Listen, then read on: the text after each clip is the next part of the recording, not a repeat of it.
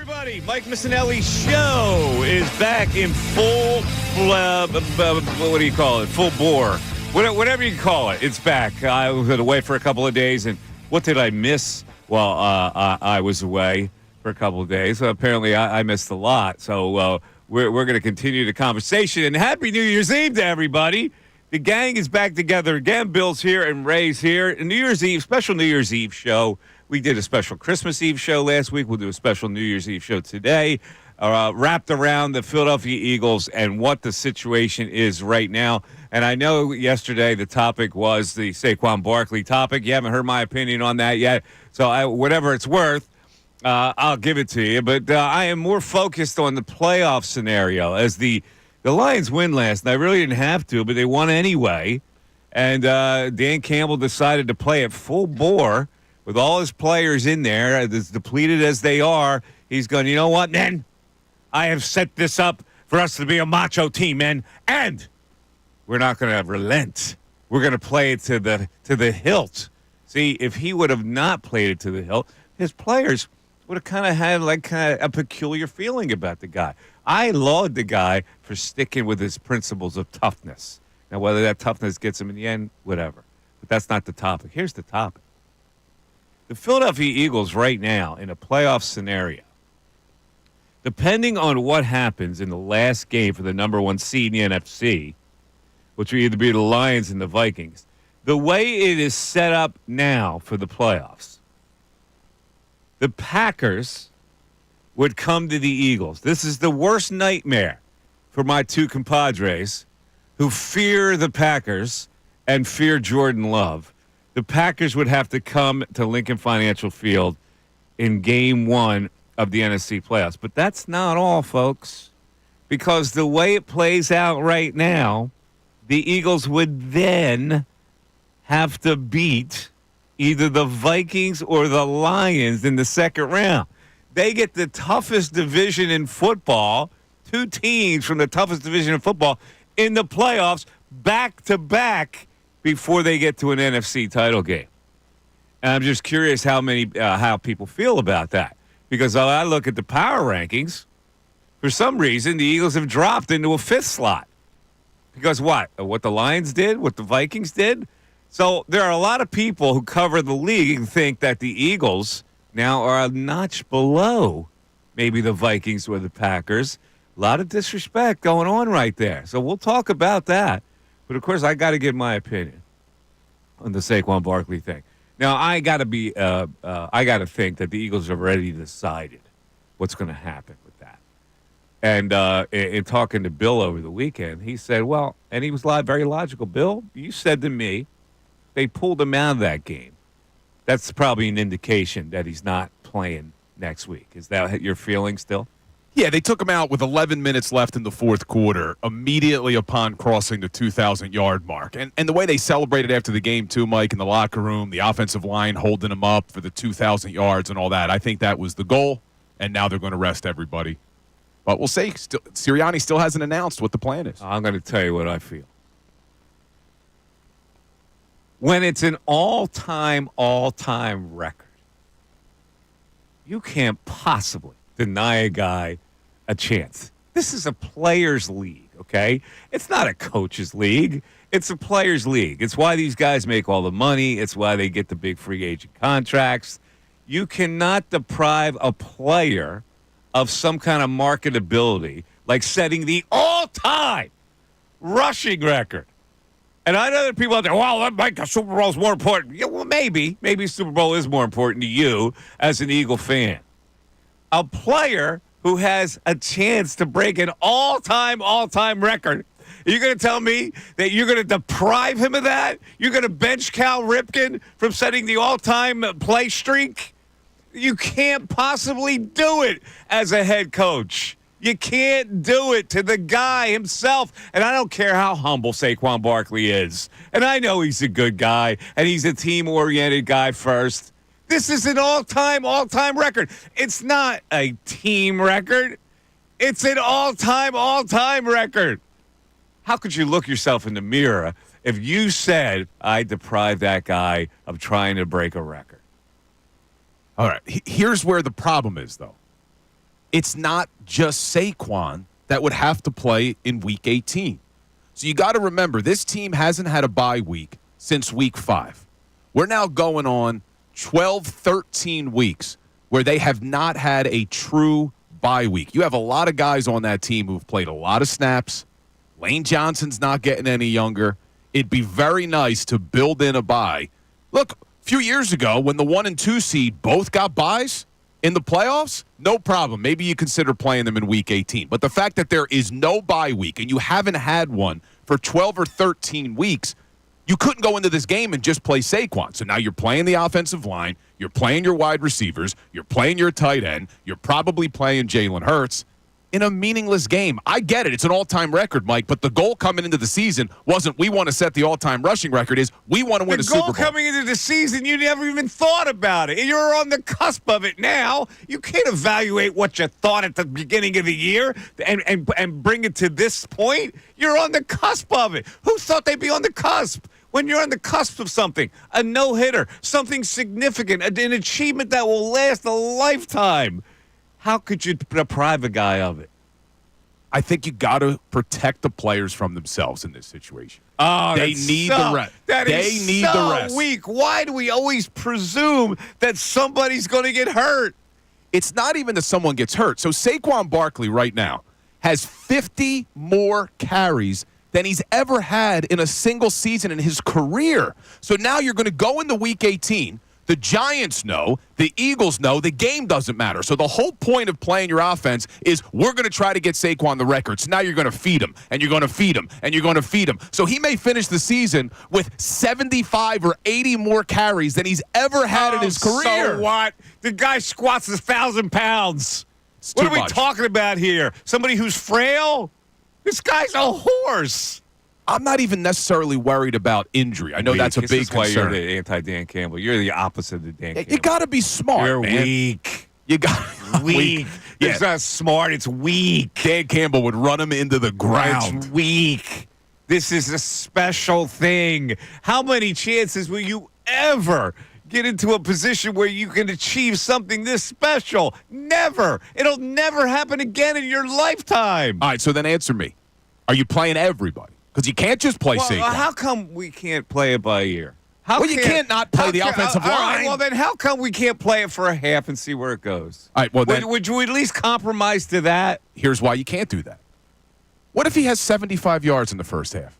You think you're going to say, you know what, I only gave you a half, because now you're only 26 yards away. All right, if he has 75 yards, so what? You play with the same hand. What's difficult to get 25 yards? He can get that on the first carry in the second half. What if he's got 50? You letting him come out in the second half for another 50? So you got to go the full game with all of your players. You're not going to have to go the full game against this team. This team has quit. How hard do you think you're going to have to go to get 100 yards for Saquon Barkley? They have a terrible rushing defense. The Giants are one of the worst teams in the NFL when it comes to rushing defense. What are we talking about? Because they're going to know, Mike, when you go into this game, you go into it saying, all right, we're only playing our starters to get Saquon the record. So now you're running the ball. Your whole game plan changes. The Giants are going to be selling out to stop the run. You don't have to change your game plan. How many times have you seen him go 3 yards, 4 yards, 26 yards? What are we talking about here? All right, so you're playing the offensive line. Are you going to play them too? Yes. All right, you're playing them. What about AJ and Devontae? Listen, I can also stick a backup in there every now and then. It's not going to kill you, but you don't have to play your whole full bore against this Giants team. But here's where I think you're wrong. This isn't just a Saquon Barkley record. If they go for it, the offensive line wants it just as bad as Saquon. So do you really think an offensive lineman's going to say, you know what, I don't want to be out there when Saquon Barkley sets the record? No, you're going to have to play.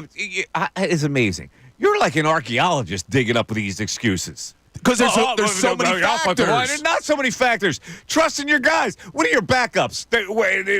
Kids off the street? Your backups are professional football players who weigh 330 pounds. You really think Jordan Mailata is going to say, yeah, you know what? Put in Fred Johnson for me. I don't care what Jordan Mailata says. They're going to want to play. That's a coaching decision. I can get away with Fred Johnson, and Jordan Mailata has no say in it. The only guy has say in it is the running back I'm trying to get the record for. See, I disagree. Would you agree with me that this is more than just a Barkley record, that the offensive line would feel like they're a part of the record. So what? They feel a part of it. So you're going to tell them they can't play? What are you talking about? They're always going to feel a part of it. Saquon's the guy's going to have his name in the record book, not them. But you're going to have to play everybody, Mike. See, that's where we're going to definitely disagree. Because if Saquon goes for the record, you are playing everyone. So, I'm totally shocked and offended by this. You deprive a guy a chance to get an all-time record.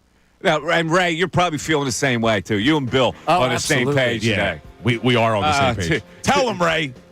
You ask how I look in the mirror, I look in the mirror the same way I do every morning. Two turkey necks. Here they are right here that I'm working with here. But deprive a guy of an all-time record. Ridiculous. 610-632-0975 is how you climb in this show. You got the Eagles winning against the Packers and either the Lions or the Vikings? Let me know how you feel. The Mike Missanelli Show. We're back on New Year's Eve, and we're back after this. Happy holidays from the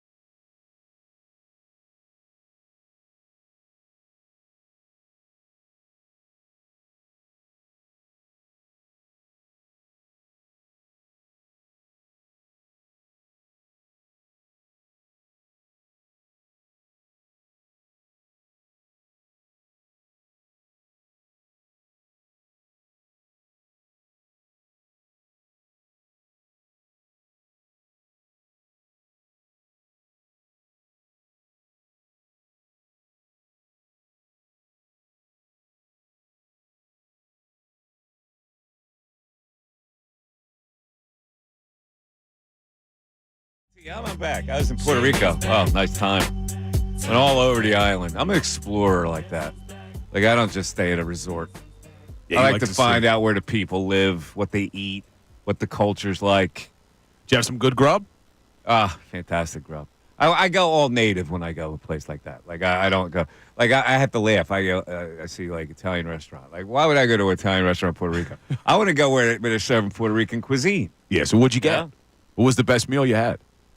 Well, let's see. I had it was a pork chop, but it was coated like the bone with and like pork belly chicharron on the like they cook differently. They Yeah. cook, it's all different cooking. But I went to this place called, I don't know, people have been to Puerto Rico. Puerto Ricans that are listening out there.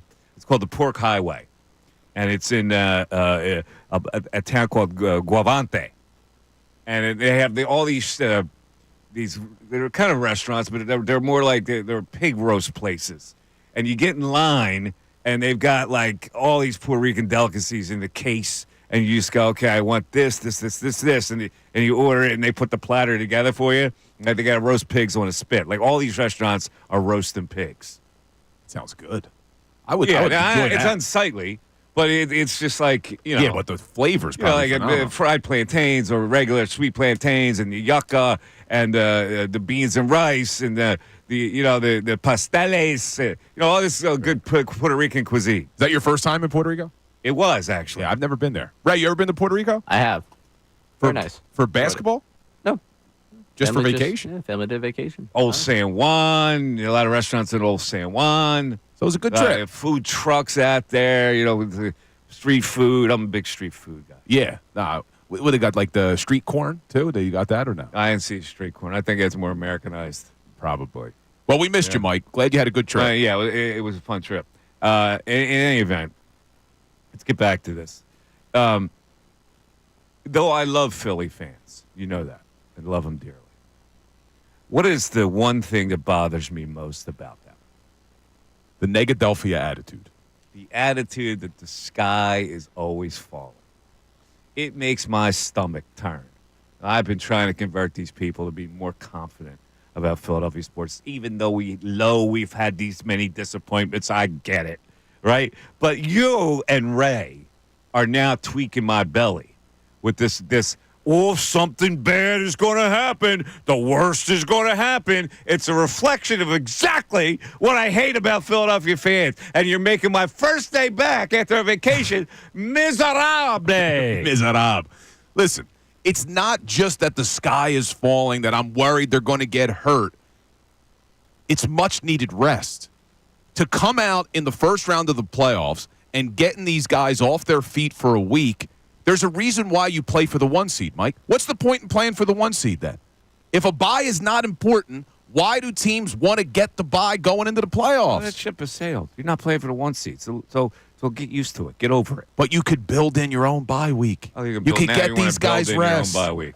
You don't think it'd be nice to get fresh legs going into the playoffs? Of course it would be nice. We're talking about an all-time record. How could the all-time record be lower in priority than what you're talking about right now? It's a special thing. It doesn't come along very often.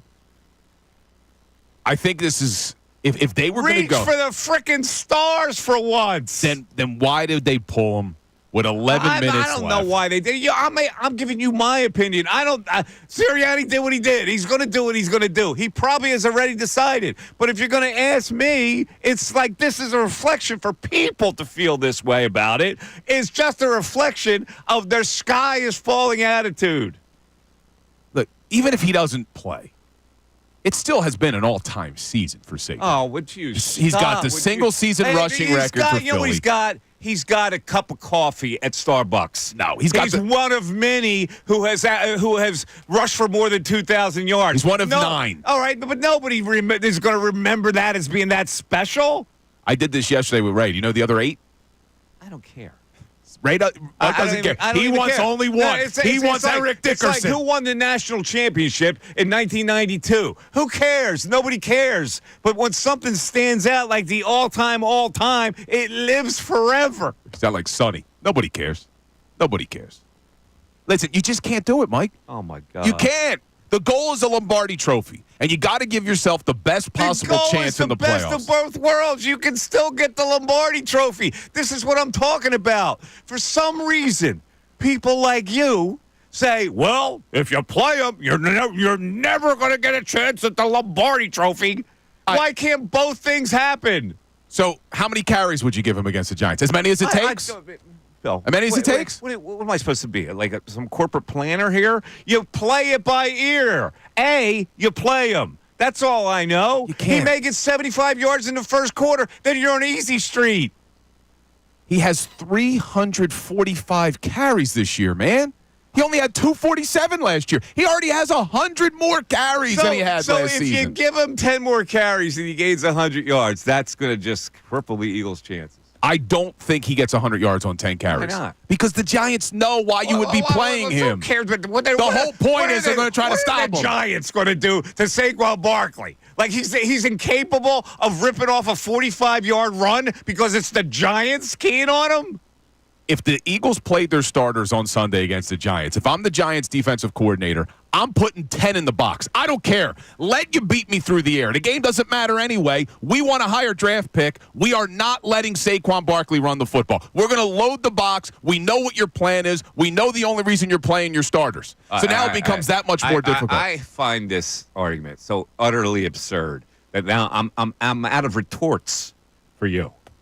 I'm out of retorts with this lame, I'm afraid of this and I'm afraid of that against the New York frickin' Giants.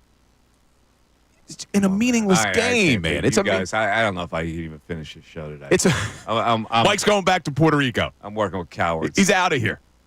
Cowardly nonsense I got to put up with. All right, well, just answer me a yes or no. What? Resting Saquon Barkley would make him fresher for the playoffs or not? Yes or no?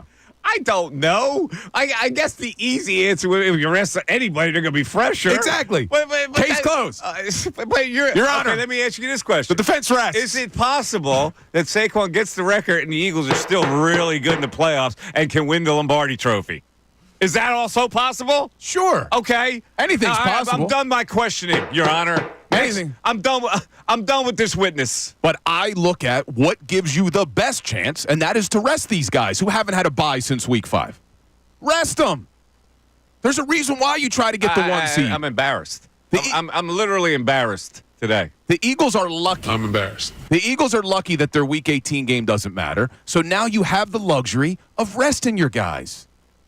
And you're not answering the question, oh, well, you could throw in backups. No, you can't. You have to play everybody. You got to play AJ. You got to play Devontae. You probably got to play Jalen. You got to play your whole offensive line. And you're not pulling them at halftime if they don't have the record yet. So now you're going all in, 4 quarters. You're giving Saquon 30-something carries if that's what it requires. Because once you open up the door and say, we're going for the record, you got to go all in. And I don't even want that to be a factor. Rest the guys. Get ready for the playoffs. If Saquon Barkley needs 30 carries to get 100 yards against the Giants, I'll do the show next week with a freaking pineapple on my head. How's that? What's the point of that? You got to be kidding me. Huh? Yeah, what's a pineapple on the head, Because right? I was just around pineapples in Puerto Rico. I'll carve it out. I'll wear it like a freaking hat. I'll tell you, Ray, I really missed Mike, and now we're 26 minutes in, and we're both ready to walk out of the studio. We got a lot of text on this. We'll get to them. I got to take a break. I need a refreshment. It's the Mike Missanelli Show, 97.5 The Fanatic. Fanatic Sports Update. To play or not to play? I'm Ray Dunn. This update is brought to you by Bare Knuckle Fighting Championship, coming January 25th, the biggest fighting event ever to hit Philadelphia, or the biggest one after what happens today between Mike and Bill inside of that studio. Knuckle Mania 5 from Bare Knuckle Fighting Championship, Saturday, January 25th at Wells Fargo Center. As we build up to the meaningless Week 18 matchup with the Giants, the debate continues to rage on. Should the Eagles play their starters, and really, should they play Saquon Barkley as he sits 101 yards away from the single-season rushing record. Nick Sirianni was asked about playing his starters in a press conference on Monday and gave us very little. Still not there, and then, obviously I gave the players off today. They'll be back in a couple days, or they'll be back in. By the next time I talk to you, they'll be back in, and so I'll always inform them before I inform anybody else. But, still sorting through things right now at this particular moment. We'll keep you updated on this and, of course, debate it throughout the week. Elsewhere, 76ers won out west 125-103 behind 37 points from Joel Embiid. Kelly Oubre had a career-high 8 steals in the victory, which was the Sixers' 8th in 10 games. They'll be back in action tomorrow night in Sacramento against the Kings. Flyers also out there in California taking on the San Jose Sharks at 8 o'clock tonight. You can hear the game right here on 97.5 The Fanatic. I'm Ray Dunn, the home of the 76ers and the Flyers. 97.5 The Fanatic and 97.5thefanatic.com.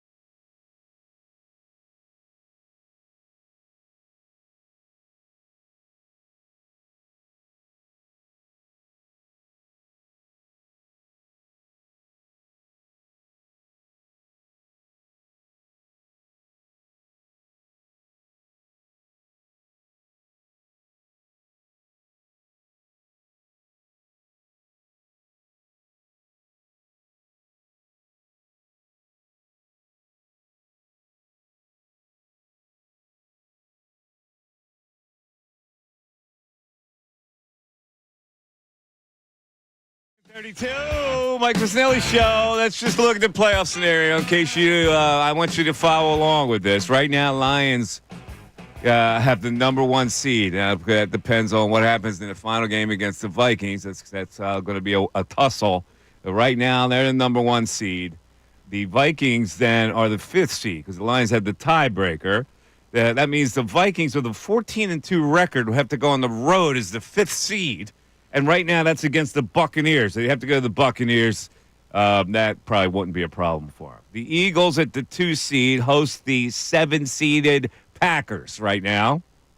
The 6-seeded Commanders would have to go on the road to play. Right now, it's the Rams. So if it goes to chalk, because the Commanders will probably be favored in that game. If it goes to chalk, the Eagles beat the Packers, the Commanders beat the Rams, the Vikings beat the Buccaneers, the Eagles would then have to host the Vikings. So it'd be Packers, Vikings, or Lions, one of the two, in the first 2 games of their playoffs. Yeah, it's interesting. You're making the assumption that the Lions are the 1 seed. Or it doesn't matter. Yeah. If the Vikings are the 1 seed, it would still put the Lions in that position. It would put the Lions, They would have to beat the Packers and the Lions. It's either the Packers and the Lions or the Packers and the Vikings. They would have to play in their first 2 games. Now, I wouldn't rule out, though, the possibility that the Commanders having to go into L.A. would lose to the Rams. Okay. So I could see the Rams winning that game, and then you'd have the Rams come here. I like that path a lot better. If the Eagles were able to get past the Packers, I like the idea of the Rams having to come to Lincoln Financial Field, play outdoors, than having to play Minnesota or Detroit. I think the Rams are an easier matchup. But yeah, I don't think the Rams beat the Commanders. So you think the Commanders win that game, they go to the 1 seed, and then the Eagles get the Vikings or the Lions. Yeah. And then they'd have to, man, that is a tough road. They got to play all 3 NFC North teams, right? They would have the Packers in the wild card, Minnesota or Detroit in the divisional, and then they'd have to go on the road to the conference the championship. Lions or the Vikings. Yeah, that's a tough road, man. It's a tough road. But the Eagles are the best team. And if we're looking at it on paper, I still think the Eagles are the best team. All right. Let's go to the text board and see what we have on the text board for right now with this Saquon topic, which is this. It's a hot topic, let's face it. What are the people saying, Ray? First-time texter Steve from Philly just loved you calling Bill an archaeologist. He said, school these young men, Mikey Miss. Mikey Miss, please tell these 2 turkey necks to stop being so scared. Let the man Barkley break the record. And he is not alone in that sentiment. A lot of people checking in on the text line to let you know, yeah, they agree with you. You see, Mikey Miss gets it. He gets what the city wants. Stop the nonsense of sitting Saquon when he's on the cusp of making history. Let's keep going here. I'm going to do a movie based you 2 guys can star in it called Fear. It's a good movie. There already is a movie called Fear. Oh, is that Marky Mark? Reese Witherspoon? I would say I'd cast Wahlberg as Bill, but no, I can't do that. Anyway, go ahead. Could not agree more with Mike, all caps. This is so special, you go for it. This mentality of if we go for the record, we don't want a championship is such BS. Go for this record that will never happen again. Literally, will never happen again. If there was a 0.1% chance at getting the 1 seed, we wouldn't even be having a conversation about sitting the players. We'd talk about what quarter does he break the record. Stop this scared Philadelphia thought process and just play the damn game. Maybe it could happen again. I don't know. It's very unlikely that it would happen for a really long time. It's like one of those records that you could say it's right up there with the 56-game hitting streak, that it could never happen again, especially where this NFL is. That's all I'm saying, man. I mean, you can't be the coach that deprives him of this. No, you go up to him, he's going to say whatever you want, coach, because that's the type of guy he is. Whatever you think is best. Well, that's what he said team. post game. Yeah, of course, and he's going to say that deep inside. You don't think he would want to set that record? Absolutely. All right. So how could you, as a head coach, seriously? I'm being dead serious about this.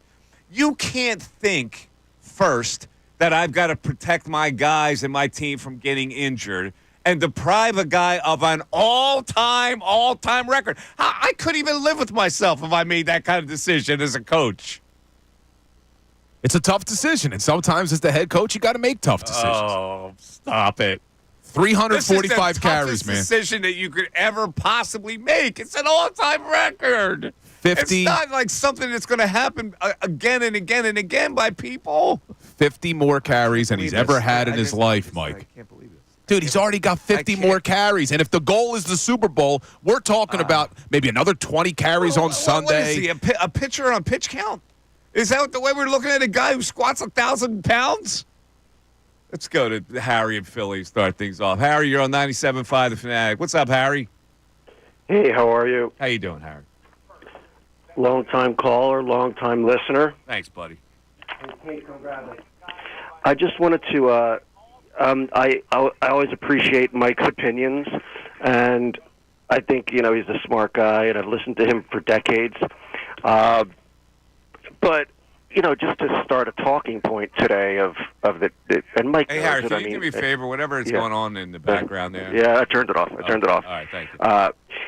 So, lawyer to lawyer, Mike, I know you have a screenplay today for the show, and obviously for multiple reasons, and I'm just going to address your opinion. All right? I know you have to make talking points today, but if you want to be in the 21% minority argument that Barkley and all the starters should get out there and keep running and running until they get it against a team that he left, and God knows what people could do to people and hurt people, let alone they pulled him in the fourth quarter. So you're just setting up some talking points today. Harry, let me first of all, small minority argument. Right, Harry. First of all, if you've listened to me for decades, you know that I never set up a talking point. Okay, I give you my honest opinion on everything. Now, I didn't get a chance to do that yesterday because I wasn't here. I'm giving you my honest opinion that you cannot deprive a guy of trying to set an all-time record. If you think that's a talking point, you can kiss my ass. How's that? Max in Norristown, you're on 97.5 The Fanatic. Max. Thank you guys for taking my call, and Happy New Year, everybody. And Mike Missanelli, it's first time calling you with the new show. I used to listen to you a lot back in the day. I'm glad you're back. Now, I'd like to voice my opinion on the Saquon Barkley situation. And I have to say that I totally agree with you, Mike. I can't believe, actually, what I'm hearing from some fans and also from some hosts here. Your co-host, in particular, Bill, I like him a lot, to be honest. Bill. Yeah. But I totally disagree with him, and I agree with you. And not going for the record, to me, would be a disrespect to Saquon, number one. Why not give him a chance? 105 yards. And he shows that he can do it against good teams, let alone the stinking Giants, for goodness sake. And what is this? It's not even Philadelphia anymore. To me, that's weak. It's a weakness. I want it all this season. I want the record. I want the stinking Super Bowl. I want it all. I do too. Max, listen, I am so insulted by that first caller. I'm setting up a talking point. I legitimately believe that he should get a chance to set an all-time record. This is about players. It's not about coaches. Yeah, it's about us. We want to win the Super Bowl. I get it. It doesn't mean we're not going to win the Super Bowl if this guy tries to set the record. Why can't we have it all? Honor our player, show him that we appreciate what he did for us in the city, give him the opportunity to go and get it, and then that will give him a boost for the playoffs, and we can go and get this thing. This injury thing. Max, I totally agree with you, and I disagree with Beal. Because this is different, okay? This is not me saying, like personal achievements normally don't mean anything to me unless it's special of special. Then it means something. It's like a no-hitter in a World Series. How many times has that happened? In a World Series. Yeah. Well, it's the same kind of. You're a baseball what I'm talking guy. about is the same stature of a record. Like the stature of a record matters to me. Like a no-hitter during a regular season doesn't matter. A World Series no-hitter was done by only one other man, and you would take him out in the 8th inning and deprive him of that? Of course you would not. Well, for the baseball analogy, I don't know what your answer would be on this, but let's say NL East is already clinched. Philadelphia Phillies have a final series against a team. Doesn't really matter. Well, you answered your own question. Hold on. I've already answered it. That's not special enough. Hold on. And you got a pitcher on the mound that's pitching a perfect game. It would be either his first career perfect game, or it would give them the number of the most perfect games in the history of Major League Baseball. What is his pitch? And count? his pitch count's at like 120 pitches. Well, no. Now, but why not? Because the circumstance is not as important. This is an all-time record that maybe nobody will ever achieve. If that doesn't make it special enough, I don't know what else could it be. I just worry about the amount of touches this guy. Well, again, and I'll go back to you worrying. You're a freaking sky is falling guy. No, I'm not saying this guy's falling. Deep inside, it's coming out of your pores. I look at this season, and the goal is to try to win the Super Bowl, and you do everything that gives you the best chance. And the people who are against me in this are saying, oh, well, there's no guarantee you win the Super Bowl by resting him. I agree. I understand that. But you give yourself the best chance. And certainly getting some of these guys off their feet. It's not just Saquon, who has a career high in carries, 50 more carries already than he's ever had. It's Lane Johnson. It's Mailata. It's Juergens. It's Mekhi Becton. It's Landon Dickerson. Get them off their feet. It's A.J. Brown, Devontae Smith, Grant Calcaterra. All of these guys should not play in this game. And if you're going to go for the record, you got to play everybody. And I just think it gives you the best possible chance. Maybe you would have to play everybody for half the game. Maybe. This is my point. Maybe you got to go 4 quarters. It's a fluid situation. If in the first quarter it doesn't look good enough that you're going to be able to do it, well, then you bail. But you can't deprive them of the chance. And I want to say something. The caller that called 2 calls ago that said that you were doing this for a talking point and said you're taking a 20% minority, I actually think it's a 50-50 split right now. From what we've heard, and maybe yesterday, Ray, it was more on Mike's side. Most of the calls we got yesterday, Mike, were agreeing with you. I think our board indicates that more are agreeing with me. So let's go back to the text board. Yeah, the first 10 texts we got right off the jump were all in support of Mike. However, this texter, Ron in Allentown, Mike, you sound like a buffoon. They play a team sport. The goals of the team outweigh the goals of any individual. The Giants, more than any team, want to shut down Barkley. It's just not a goal of an individual. It's an all-time record. Wait, do you not know? Get a dictionary. Google it. All time. That's different. What is wrong with you people? Wasn't vacation supposed to relax him? I mean, this is ridiculous. He's all worked up. The goal of We're the team 45 minutes in. be put ahead an individual record. Of course, except when it's an all-timer. Let's go to Chris at Westchester. Chris, you're on 97.5 The Fanatic. Chris. Yo, what's up, fellas? What's first up, Chris? First things first. Mike, welcome back, buddy. Thank you. 97.5 The Fanatic was not the same without you. I'm sure it was. But listen, what a place to be in right now that this is what Philadelphia fans are arguing about, whether we should start Saquon this week for the record, compared to last year. But, I don't envy Nick Sirianni. It's a tough situation to be in. I get what you're saying. It's an all-time record. But what if he gets hurt? And it's a tough freaking situation to be in. Oh, my God, man. Dude. I'd rather what if you get hurt? What if you walk down the street and get hurt? Of course, you can't worry about whether somebody's going to get hurt. What if he gets hurt? Of course. If he gets hurt, then it's really a bad thing. I get it. You don't have to convince me of that. But again, this is what the sky is falling in this freaking town that makes me nuts. Well, what if he gets hurt?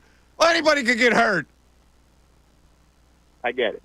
Let me ask you this. If the Eagles were undefeated going into this week 17-0, would you want the starters to play?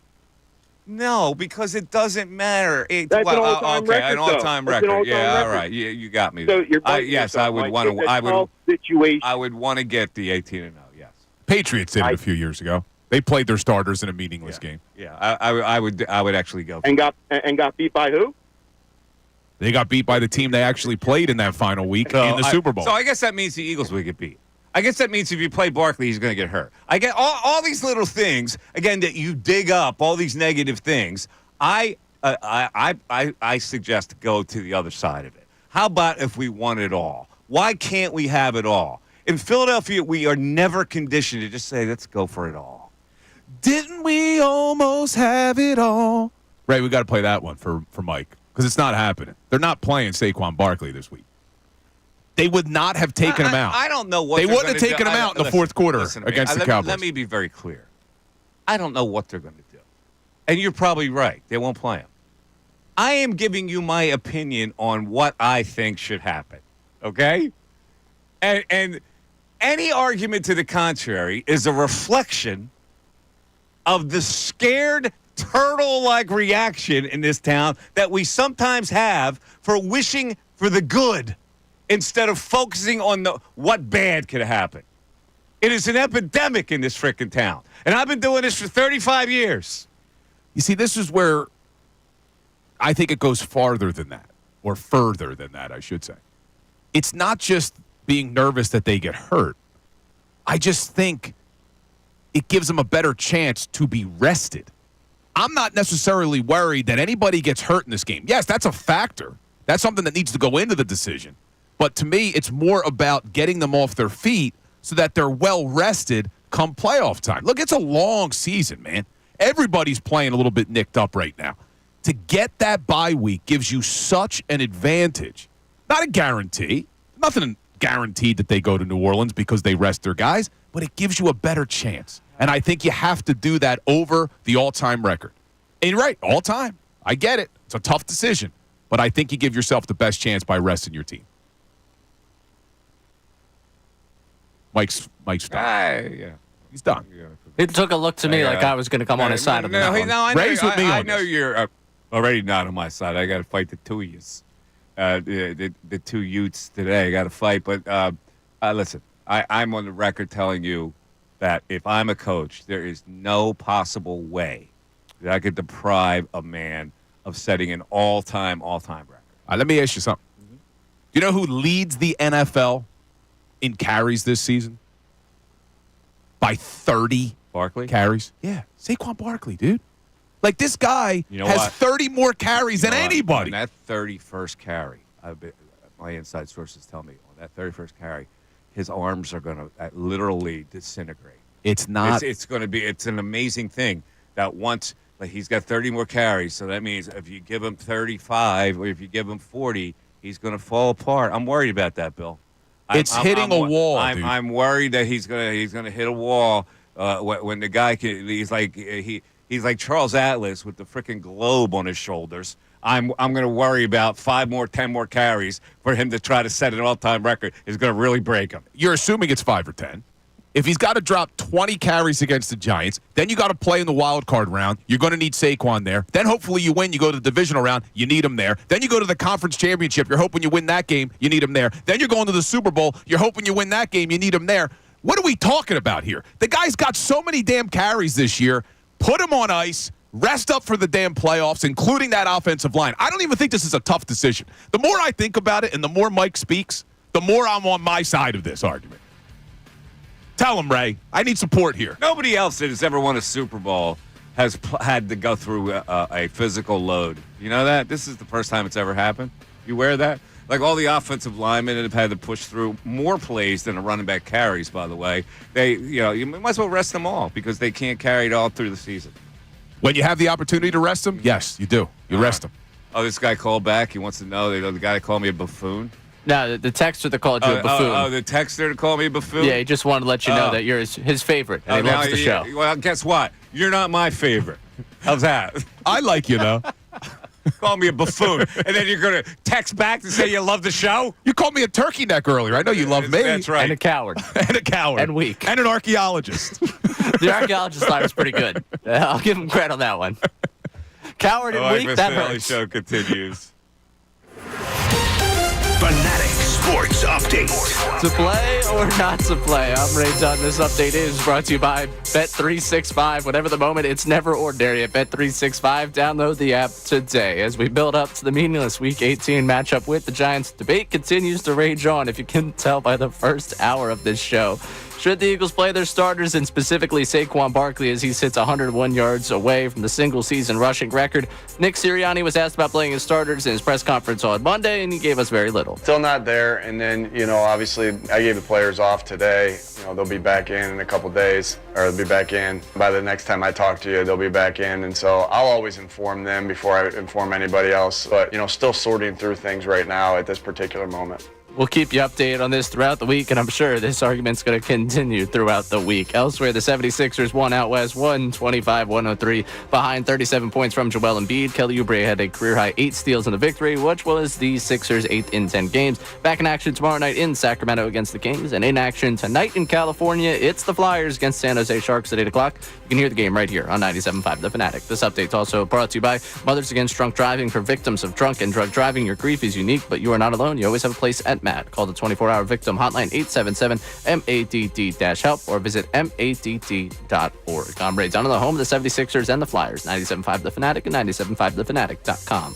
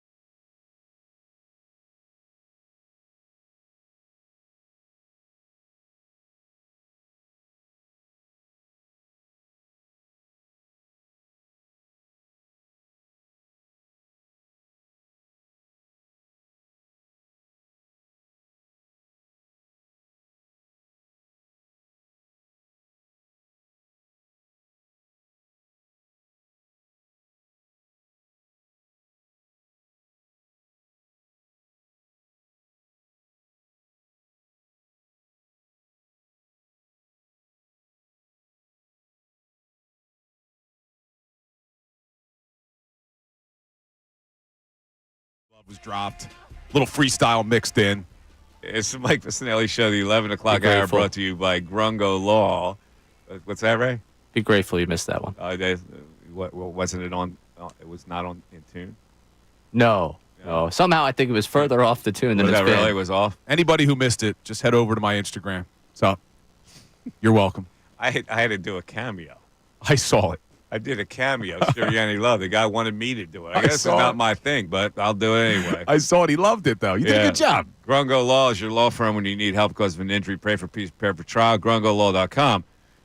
The 10 o'clock hour where I get like really carried away with this. I'm just infuriated by this cowardice that goes on in this town sometimes. 10 o'clock hour brought to you by Window Nation. Take advantage of Window Nation's 50% off sale on all style windows. Plus, you make no down payment. You'll have no payments, no interest for 12 full months. Call 866-90-NATION or visit windownation.com. Buddy of mine just sent me a news story. This is hard to believe. Most of Puerto Rico is shut down on New Year's Eve by a power outage. Wow, good thing you got out of there. That's I think unfortunate. maybe I overloaded the pina colada machine there and busted a circuit or two. Man, hopefully look they're at- all right. That's weird. Man. Well, anyway. Is it really hot there right now? A lot of air conditioning or something? No. It wasn't overly hot. Yeah, it was a nice 80 degree. Hopefully they're all right. Massive power outage hit nearly all of Puerto Rico early Tuesday. Well, hopefully they get that back for the New Year's celebration. All right, 610-632-0975. My buddy Ed, who I play on the baseball team with, said, Billy's full of crap. He said, ask Billy if Saquon needed 68 yards, would his answer be different? No, it would not be. It's 68 yards. Yeah, Would it not be wouldn't be. different. The only way I would have done it this week would have been if he had under 30. Like if it's something he could do on a couple of carries and then you get him out of there. But anything, even 45, 50 2 yards. weeks ago, what did he do in the first quarter? What do you have? Oh, he had that long 70-something yard Oh, run. because that's impossible to have another 70-yard run against the Giants. Because they're really going to buckle down. Yeah, but you got to realize, if you're the Giants and the Eagles come out with their starters, are you really concerned that Hurts is dropping back and throwing to Saquon or AJ? You think or the Devontae or Giants AJ? give a crap in Game 17 of a season where they just want to get the hell out of there? You think that what? You think they're going to fight like bandits? So you think they're going to do, Ray called it yesterday, that they should Favre the record. That the Giants should come out and on the first play of the game, let Saquon go 70. Intentionally Favre it, but they have no desire to play. Favre it. I think you're underestimating the competitiveness in an athlete. I would not. If as much as they like Saquon, they're still going to try to stop him. Really? In Game 17 of a lost season, where the whole coaching staff is going to get fired, a team that is in as disarray as any team could be, are all of a sudden going to find religion?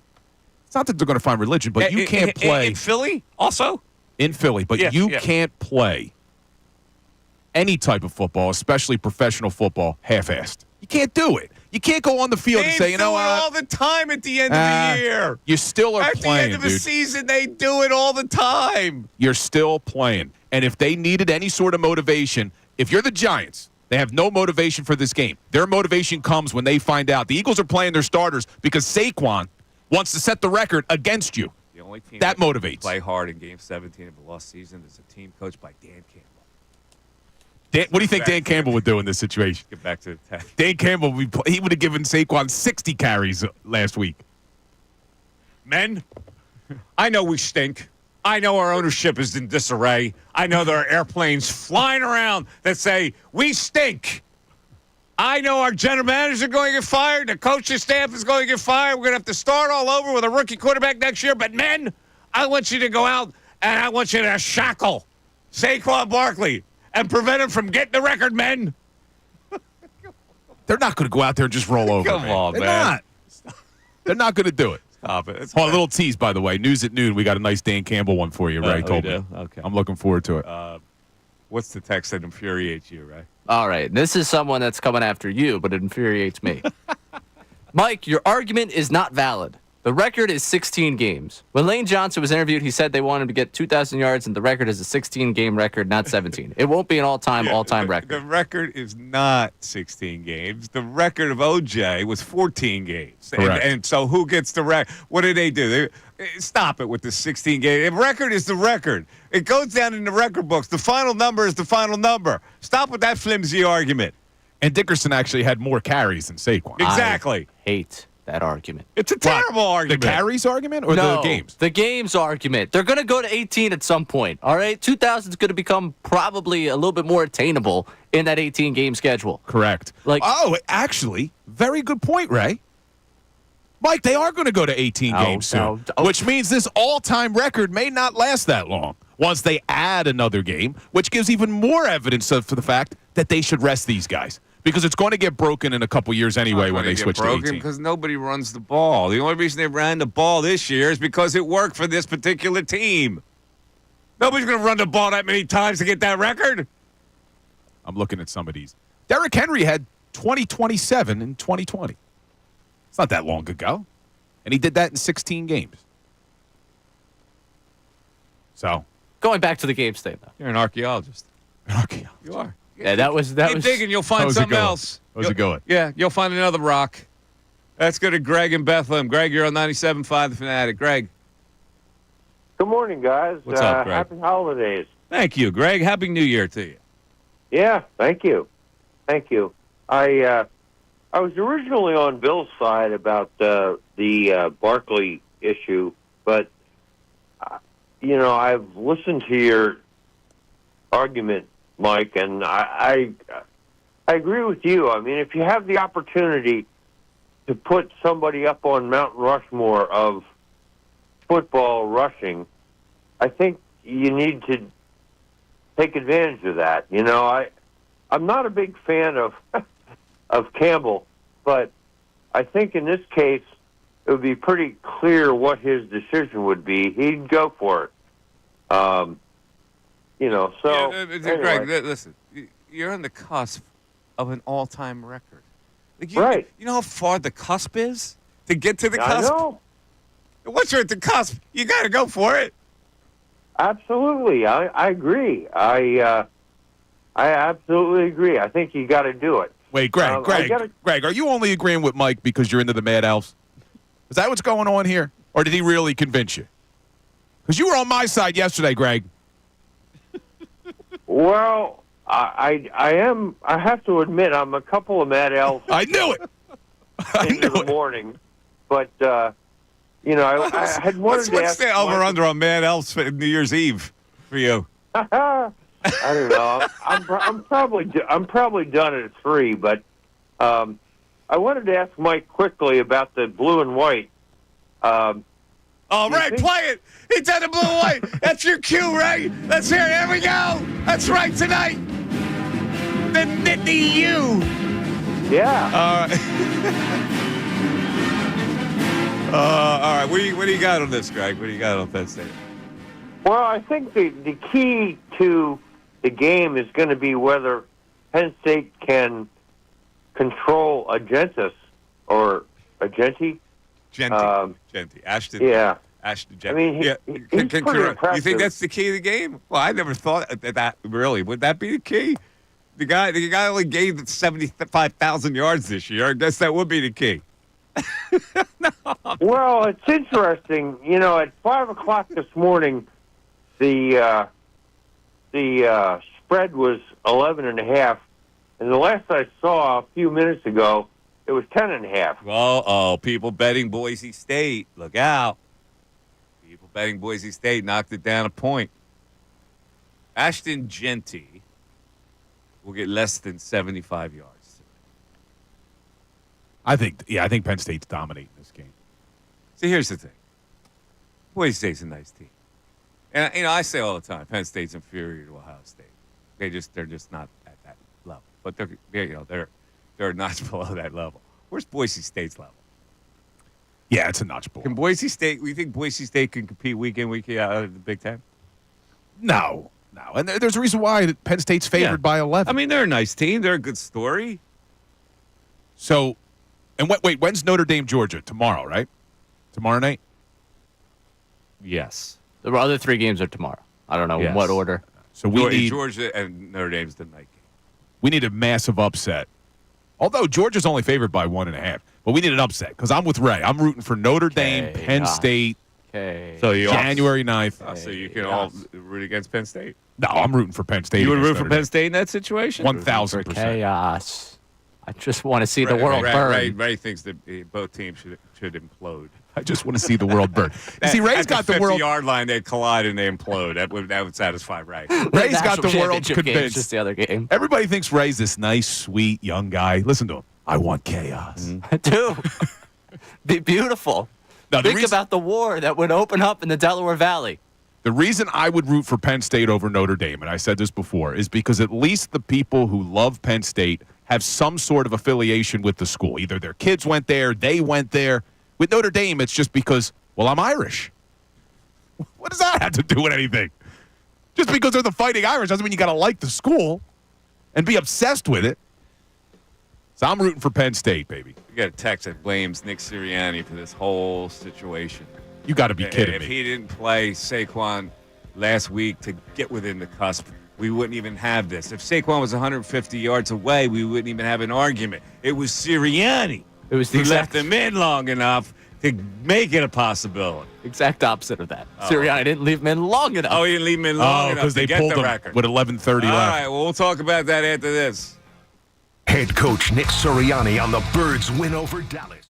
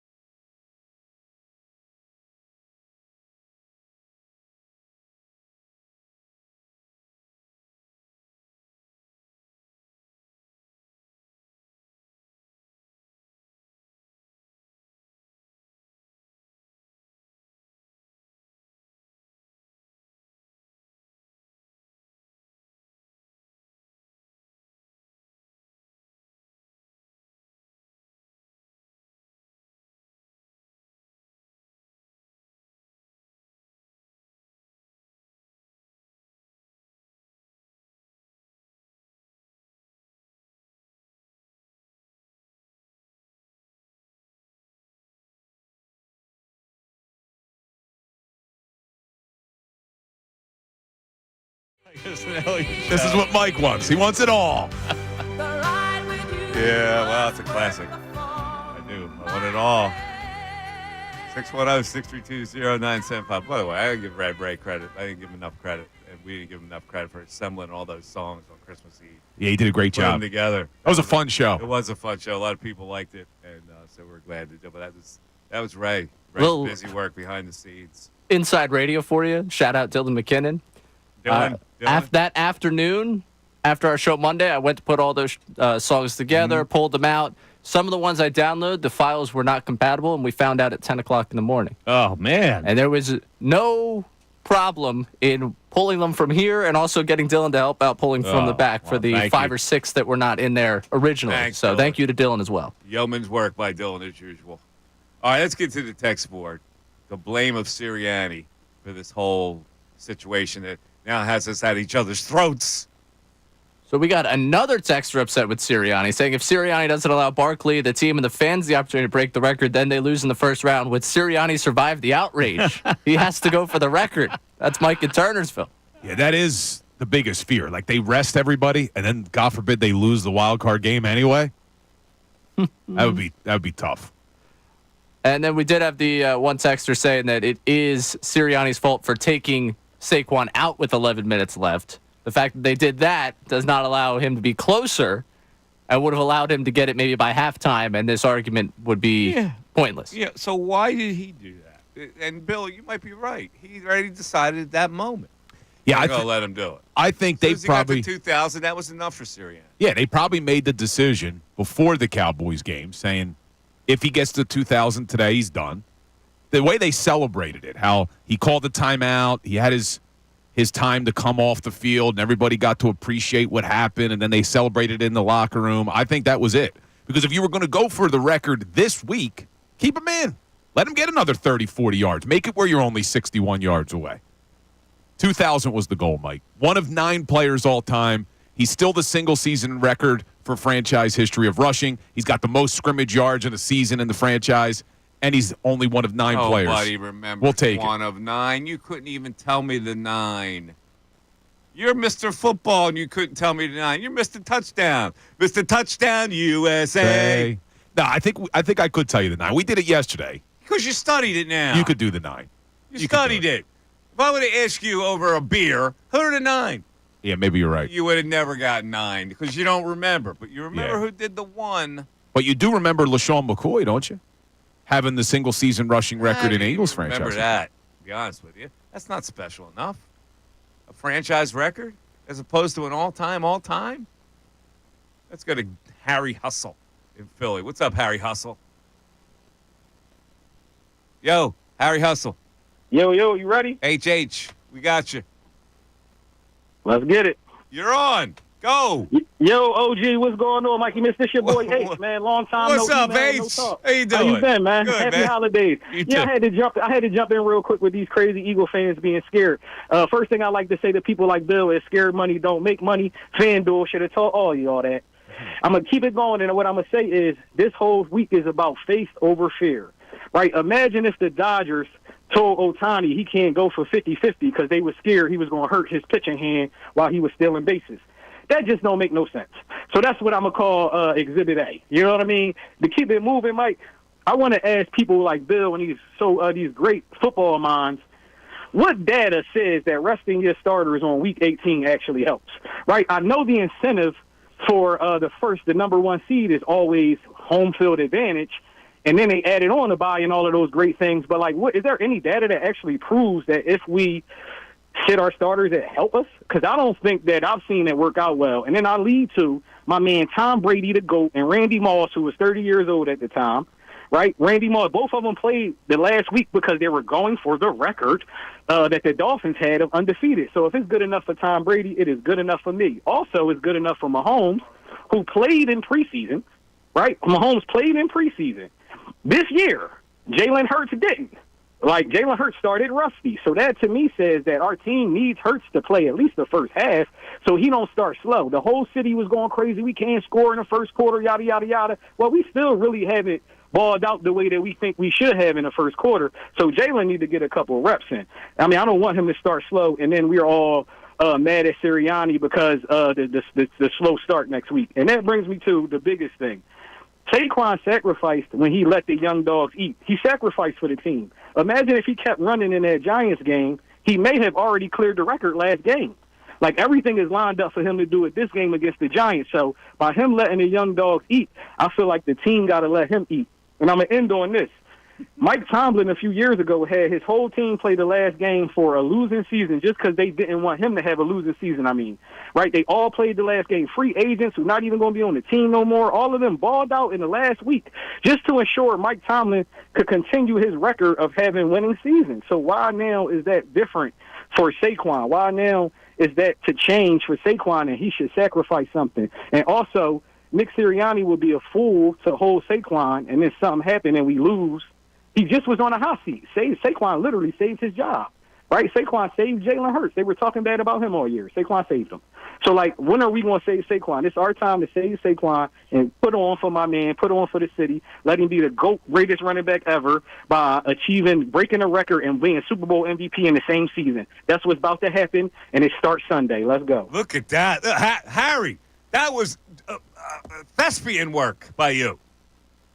I couldn't have laid it any better. Harry just talked for 3 straight minutes. He did, and let me tell you all the inaccuracies in what he said. So first of all, the reason it's different than what Mike Tomlin and the Steelers did, because that was literally the last game of the season, and they had no future playoff games. So of course you play everybody to try to win the damn game, because if anyone gets hurt, there's no week to live for. There's no game to live for. And it's not about being scared that they're going to get hurt. That is a factor. But it's more about getting them rest. They have not had a bye week since week 5. When the schedule came out, I looked at the numbers. If you looked at like the last 15 Super Bowl winners, none of them had a bye week that early. So now you have a luxury of being able to give your team a bye week. It is just, you're asking about data and statistics and all that. It's just common sense. Clearly, if you can rest your players, they're going to be a little bit more fresh. They're going to have better legs. Saquon's going to have a little bit more power, a little bit more oomph. Same thing with the offensive line. I am loath to do this, but I'm about to recite a statistic that actually supports your view on this. You Googled it? No. 7 consecutive number 1 or number 2 seeds have won the Super Bowl after the 2013-2019 seasons, when the top 2 seeds in each conference enjoyed a bye. Second seeds lost their bye privileges, of course, after the 2020 regular season, right? Correct. Since then, Tom Brady's 2020 Buccaneers remain the only wild card team to win it all. So so that is basically saying the bye week is really important to have.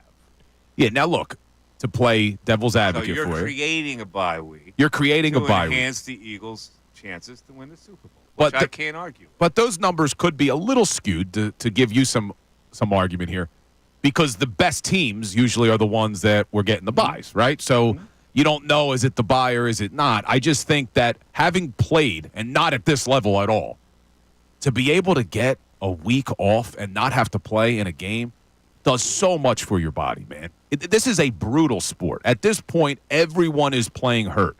And to have that luxury, because if the Eagles open up against the Packers are probably playing their starters this weekend, right? It may not matter for them, because if the Commanders win, they're the 6 seed, Packers are 7, doesn't matter. But the Packers may play their starters. To have the luxury of having the week off. Look, there's a reason why Andy Reid's record after the bye is phenomenal in the regular season. Nick Sirianni, undefeated after byes in the regular season. There's a reason why. You know, Penn State hatred comes out in many, many forms. A lot of it is subconscious hatred. You think it's subconscious? I don't know. I think it's pretty conscious. Saquon Barkley, Penn Stater. No, it has nothing to do with it. People love Saquon. Subconsciously, it comes out. Wise Ray against it. I literally have a shirt that I got for Christmas with his face on it. Total Penn State hater. Don't tell me I hate the guy. Gettysburg inferiority complex. Penn State hater. Wait, Penn State came up yesterday on the show, and I said I wished Mike was here. I can't remember what it was about. Remember we were talking about Penn State? That's a good point. I forget what it was And you about. even said, I'm not going to do this today. Mike's not even here. I'm not going to entertain this conversation. I forget what we were talking about. I'll try to remember during the break. Yeah, we got a break to figure it out. Don't worry. I see it. 610-632-0975. Back after this.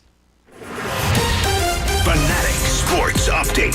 To play or not to play? I'm Ray Dunn. This update is brought to you by Penny.com. It's open enrollment. Get the lowest cost on high-quality health coverage now through Penny, PA's health insurance marketplace. Deadline to enroll is January 15th at Penny.com.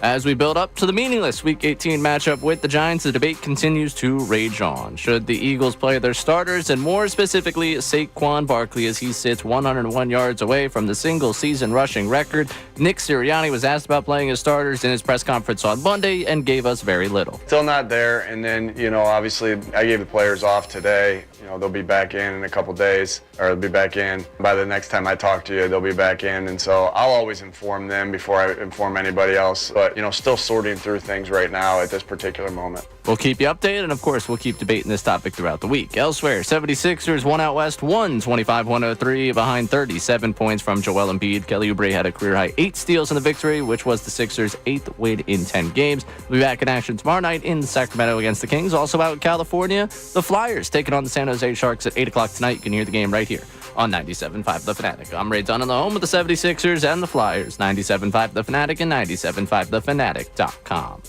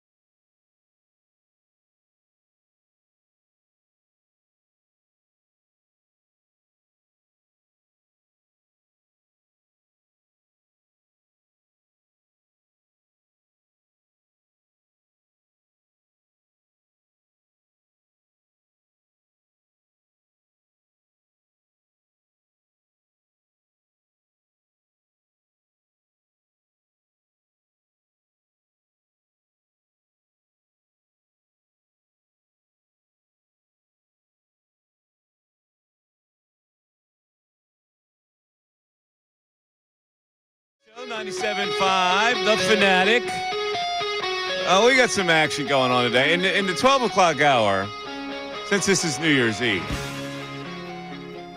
I'm going to unveil a quiz based on some modern culture things that happened this year. That this quiz, it's out of the New York Times. And the New York Times is suggesting that you would need to get all the answers to this quiz, you would need help from Generation Alpha. Which is what? What age range is that? That's Ray. Ray's in Generation Alpha. Aren't you a Generation Alpha? Gen Z? Are you a Z? Yeah. All right, so Alpha's even younger than you. Yeah. But I don't have a generation. Bill's a millennial. Yeah, I'm like on the cusp. I'm the oldest millennial. Yeah, I don't have a generation. I'm not a baby boomer. We're like past the baby boomer, but I don't have a generation. My people. Now I'm confused. I just Googled Generation Alpha. Yeah. They're kids, right? It's a kids. Yeah, it's 2010 to 2020. Because kids spend so much time on social media, they will be able to answer these questions summarily. Like for instance, I'll give you a little sample of this. This fall, Walmart, Amazon, and Target started selling Cameraman, TV Woman, and Chief Scientist toys. They are characters from what internet series? No clue. Now, you got 4 choices here, so we'll take a shot at this. See, we have all 3 different generations. Now, I keep up a lot. Now, I'm not able to answer this question because I don't watch internet series. But the answers are Skibidi Toilet, Drippy Bathtub, Mr. Beast, or Mr. Robot.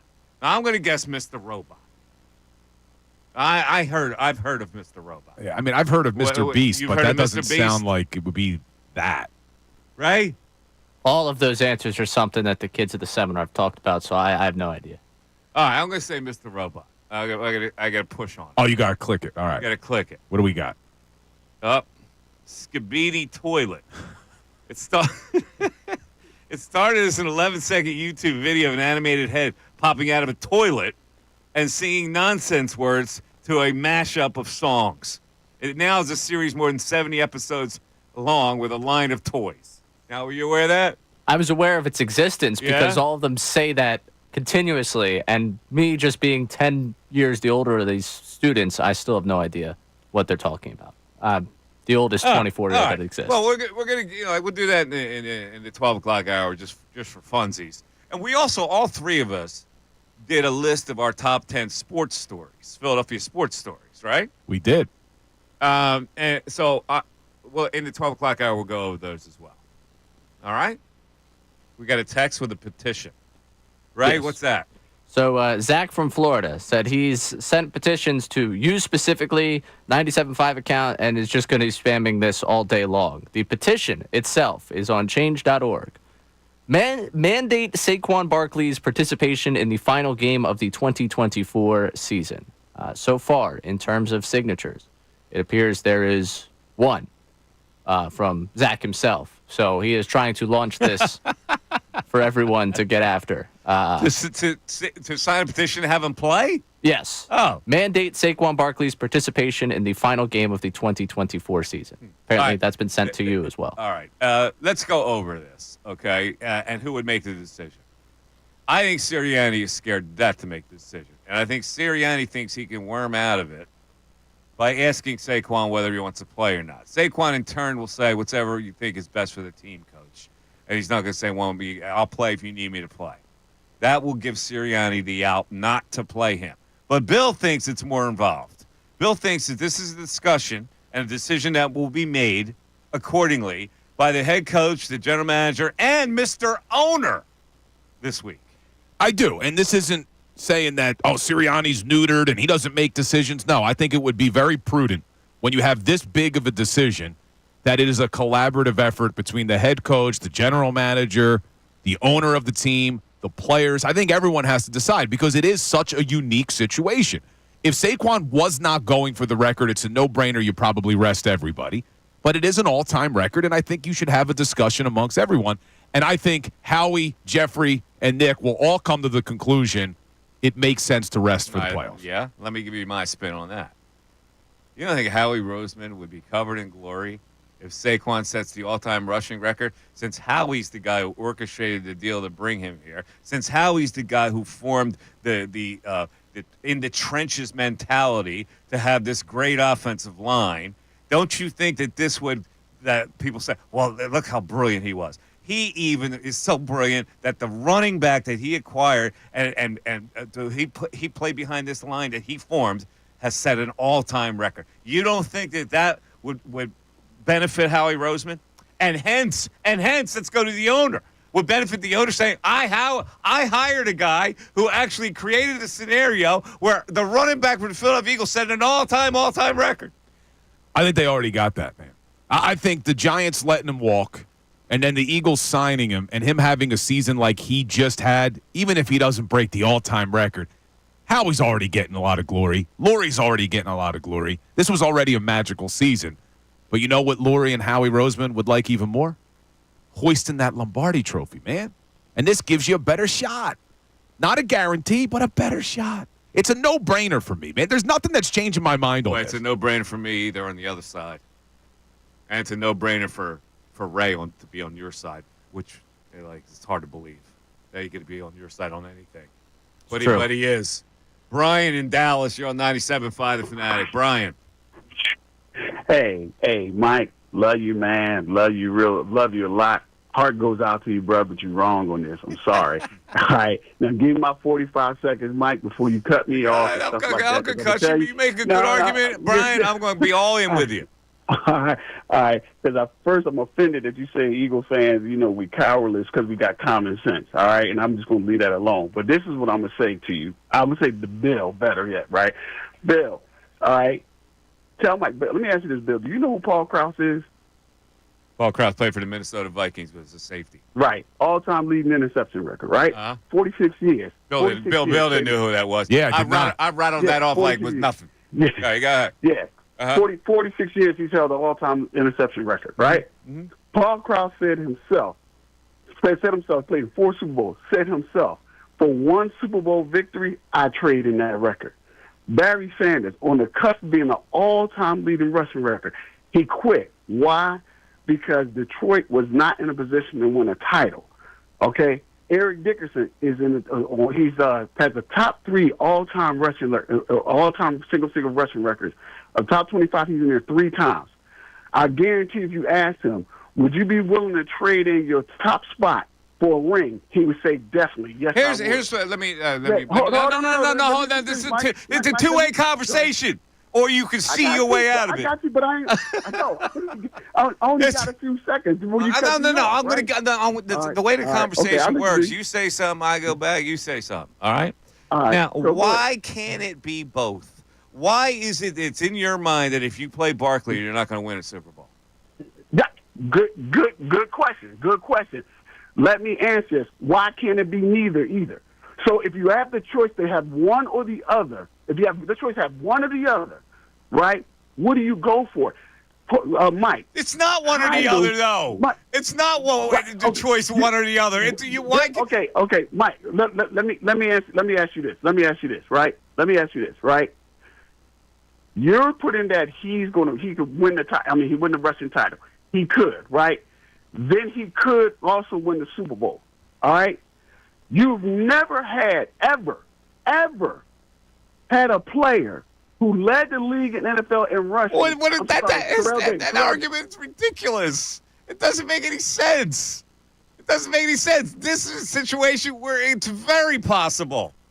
All right, it's not my fault that Eric Dickerson's team didn't win a Super Bowl because they weren't good enough. This team is good enough. All right, let me ask you a question. Let's play this out the way you want it to play out. So they play Saquon Barkley on Sunday against the Giants, meaning they have to play the starters. I don't think you go into that game with your backups, so you come into the game with the starters. What's the game plan, man? What are you calling on the first couple of plays of the game? You got to run into Saquon. What if it's 3rd and long? You letting Jalen drop back and throw a pass to A.J. Brown? Yeah. Okay, so now you do that. Next drive, you come out, they load the box. Well, really, they got the box loaded. We got to throw the ball here. That's what the game plan would call for. It opens up so many weird situations. Throw the ball, open up the box. Let Saquon run. You're making this like it's brain surgery. Because if you go into that game starting your players, the New York Giants know what you're doing. You're giving them the game plan before the game even starts. So now he's all right, we're going to try to take away the run at all costs. No, you're not. So now what? You're going to let Jalen drop back and throw? Philadelphia Eagle football. First of all, we'd be good if he could drop back and throw since he hasn't played in a while. All right, so you play the same game plan. You bust them open because you're better and you're smarter than them. And all of a sudden, Saquon breaks off a 45-yarder. And guess what? You only need a few more. It's so hard. I don't understand it. I don't like it. It's football where you have the superior team against an inferior team that wants to quit. And all of a sudden, you're thinking that team's going to, like, fire up and stop what you want to do. Go to Darren in Phoenixville. Darren, you're on 97.5 The Fanatic. Darren. Hey, Mike, first thing I want to say, thank God you're back. They were killing me yesterday, Mike. All right. So thanks for listening though, Darren. Appreciate it.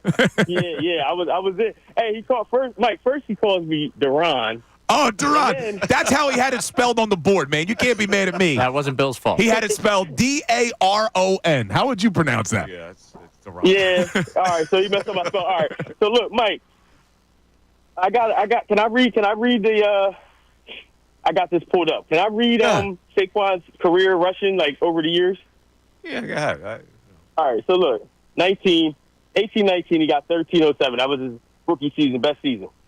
19-20, he got 1,003. 2021, he was hurt. He had like 34 yards. 21-22, 593.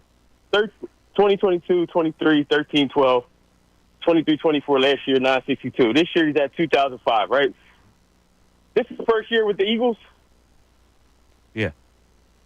There's like, Mike, I have like a million different reasons why you have to play him and break this record. Like, a 5-year-old can figure this out. I only got one reason. It's an all-time record. Yeah, it's an all-time record. He played in the league for 6 years. He comes here 1 year. Mike, has this city ever been a soft city? Yeah. We're not yeah. It has. And the guy from Dallas, who is a Philly fan, indicated how soft it is. This is what my point is. It's just still like it can't be. Oh my God! God forbid both things could happen. That he could set the all-time record and they could still win the Super Bowl. This is what I'm talking about with Philadelphia fans. This is where the softness creeps in. The fear, the sky is falling mentality. Oh, something bad's going to happen. We're not entitled to have both things be good. It's not. This is where I keep getting angry with you. It's not just the sky's falling that something bad's going to happen. It's that you want to rest the players to give yourself the best chance. Now, Darren just went through all the yards, right? Let's look at the carries. 261, 217, 19, 162, 295, 247. That's all the years before he got here. 345 this year. 345. Does this guy look like he's about to wilt? You would have an indication. This guy isn't about to wilt. All right, what about the offensive line? You think maybe they could use a week off? Anybody could use a week off, Bill. That's not my point. You know, these teams that win the Super Bowl, a lot of them have to go straight through without a week off. I mean, it's not impossible. It's not impossible. But all those teams that can't rest their players in Week 18, it gives an Eagles an advantage that they can. This is a luxury that you don't always have, and they need to take advantage of it. Maybe it gives them an advantage. Maybe it makes them stale. Who knows? Who's to say? Well, you brought it up about Hurts just now. You said he hasn't played in a while. Yeah. I'm not worried about that either. I don't need to see Hurts until the playoffs. There are people who are concerned that Hurts played 5 minutes against the Commanders, didn't play at all last week, and then if he doesn't play this week, it's basically 4 weeks before he throws a football. I'm fine with that, too. Rest everybody. They'll be fine. Scared money don't make no money. Scared money. That's the same principle. I don't want that money touching my money. I just watched that, by the way, the other night. Again? My favorite. This Bronx Tale? It's my favorite. It's all right. Great movie. Ray, that's the one you should watch. Before anything else, watch A Bronx Tale. It's not a great movie. Phenomenal movie. I'll put it on the list. Let's go to Kevin at Johnstown. Kevin, you're on 97.5 The Fanatic. Kevin. Hey, Mike, give it to me. We are. The Penn State. I really don't. Wow, that was pretty weak. I don't do the we are thing. Hey. Yeah.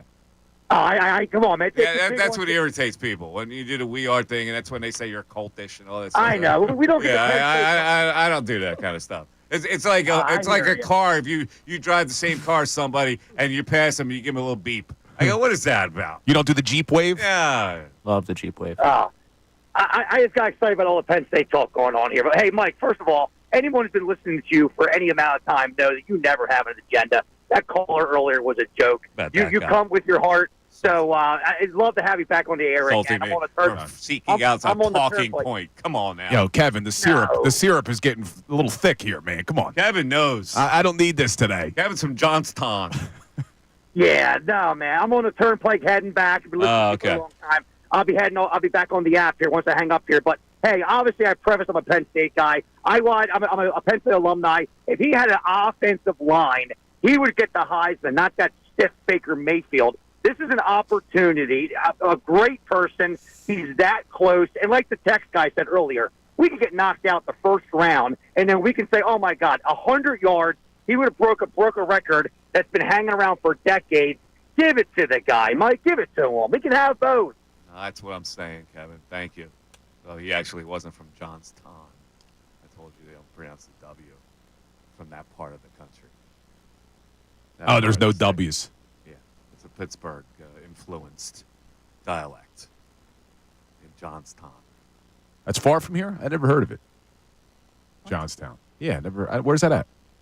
Where's Johnstown at, right? Western PA. The Johnstown flood? The Johnstown Mill Rats? What is wrong with you? The Johnstown flood from 1889? That is one of the most famous catastrophes ever. 1889, Ray. Yeah, I only know about the Johnstown Mill Rats, but... Did you know about the Johnstown flood? The Slapshot is based in Johnstown. Ooh, it is? Good point. I didn't know that. Yes. Host got a point. They were called the Charlestown Chiefs, but it's like a Johnstown. Charlestown Chiefs. I admitted something on the air when you weren't here that I said I was hesitant to do because I didn't want the shtick to continue that I was stupid. It's not a shtick. So I was watching, and my wife even told me, she goes, you may not want to admit it on the air. But I did. I'm an open book, Mike. I was watching a documentary about Apollo 13, and they referred to the astronauts as Astros. Mm-hmm. And then right after it, they said, Houston, we have a problem. And then I put two and two together. Did not know that the Houston Astros were called the Houston Astros because of that. And there were a lot of people, surprisingly, who texted in saying they didn't know that either. Did you know that? And then people said same thing for the Houston Rockets. Never put two and two together on that one. That's what the command for the space in Houston. Yes, but I never put two and two together that they called them the Astros because of that. Is that crazy? There were a lot of people who texted in that didn't know it. I give up. This is what I dealt with while you were gone, Mike. It was funny. How many first-time texters did we get, though, Ray, when I said that? There were all these people texting in for the first time about it. Unbelievable. They just picked the name out of a hat. I had no idea what an Astro was. You know what they were called before the Astros? What were they? Astros were the second name. Yeah, I did. When I looked it up, and I forget what it was now, because I looked it up. They were named after a gun. They were called the Houston Colt 45s. That's right. The Houston Colt 45s. They went Astro when they built the Astrodome. Then we started going down different names, like the Utah Jazz with the Jazz because they were in New Orleans to start, the birthplace of jazz. What other good ones? People said, ask Bill. What? I missed a really ass-kicking show. Ask Bill why the 76ers are called the 76ers. That was a good one. Rockies. Yeah, the Rockies. The 49ers was another one we got. That one I get. Thank you. The Gold Rush out to San Francisco. Yes. I knew that one. Oh, there you go. Look at you. I knew that one. I just didn't know the Houston Astros. Didn't put two and two together. The Marlins was another one we got. Yeah, why Florida? We didn't get a raise, but I'm sure someone was thinking Tampa Bay Rays there too. Oh. Yep. 6-1. That was Friday, Mike. That was Friday. 632-0975. Coming up is the news at noon, and then we'll get into our quiz that requires the Gen Alphas. Mike Missanelli Show continues. Fanatic Sports Update. To play or not to play? I'm Ray Dunn. This update is driven by, is Gary Barbera the best? Boy, I guess. New year, new car. See Gary Barbera's Dallas Sucks bus. Coach Nick picks Gary Barbera, so drive like Brandon Graham. And Coach Nick, is Barbera the best? Boy, I guess. DallasStillSucks.com. As we build up to the meaningless Week 18 matchup with the Giants, the debate continues to rage on. Should the Eagles play their starters, and more specifically, Saquon Barkley, as he sits 101 yards away from the single-season rushing record? Nick Sirianni was asked about playing his starters in his press conference on Monday and gave us very little. Still not there, and then, obviously I gave the players off today. They'll be back in a couple days, or they'll be back in. By the next time I talk to you, they'll be back in, and so I'll always inform them before I inform anybody else. But, still sorting through things right now at this particular moment. We'll keep you updated on that throughout the week. Elsewhere, 76ers won out west, 125-103 behind 37 points from Joel Embiid. Kelly Oubre had a career-high 8 steals in the victory, which was the Sixers' 8th in 10 games. They'll be back in action tomorrow night in Sacramento against the Kings. Flyers also out there in California take on the San Jose Sharks at 8 o'clock tonight. You can hear the game right here on 97.5 The Fanatic. This update's also brought to you by Ace Hardware Home Services. Got a leaky pipe, having issues with your heat? At Ace Hardware Home Services, they're around the block with everything you need to fix it. They've got the pros to keep your home humming all year long. Ace Hardware Home Services. I'm Ray Dunn, the home of the 76ers and the Flyers. 97.5 The Fanatic and 97.5thefanatic.com.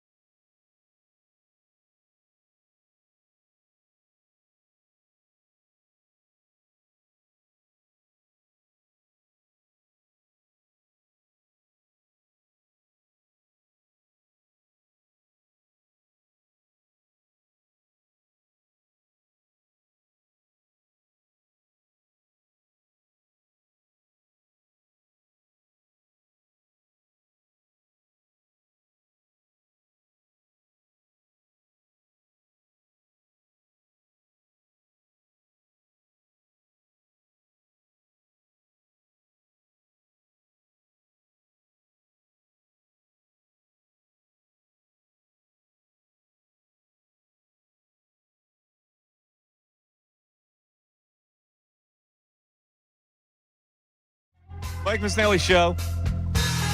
Back at it after a few days off. Thanks, everybody, for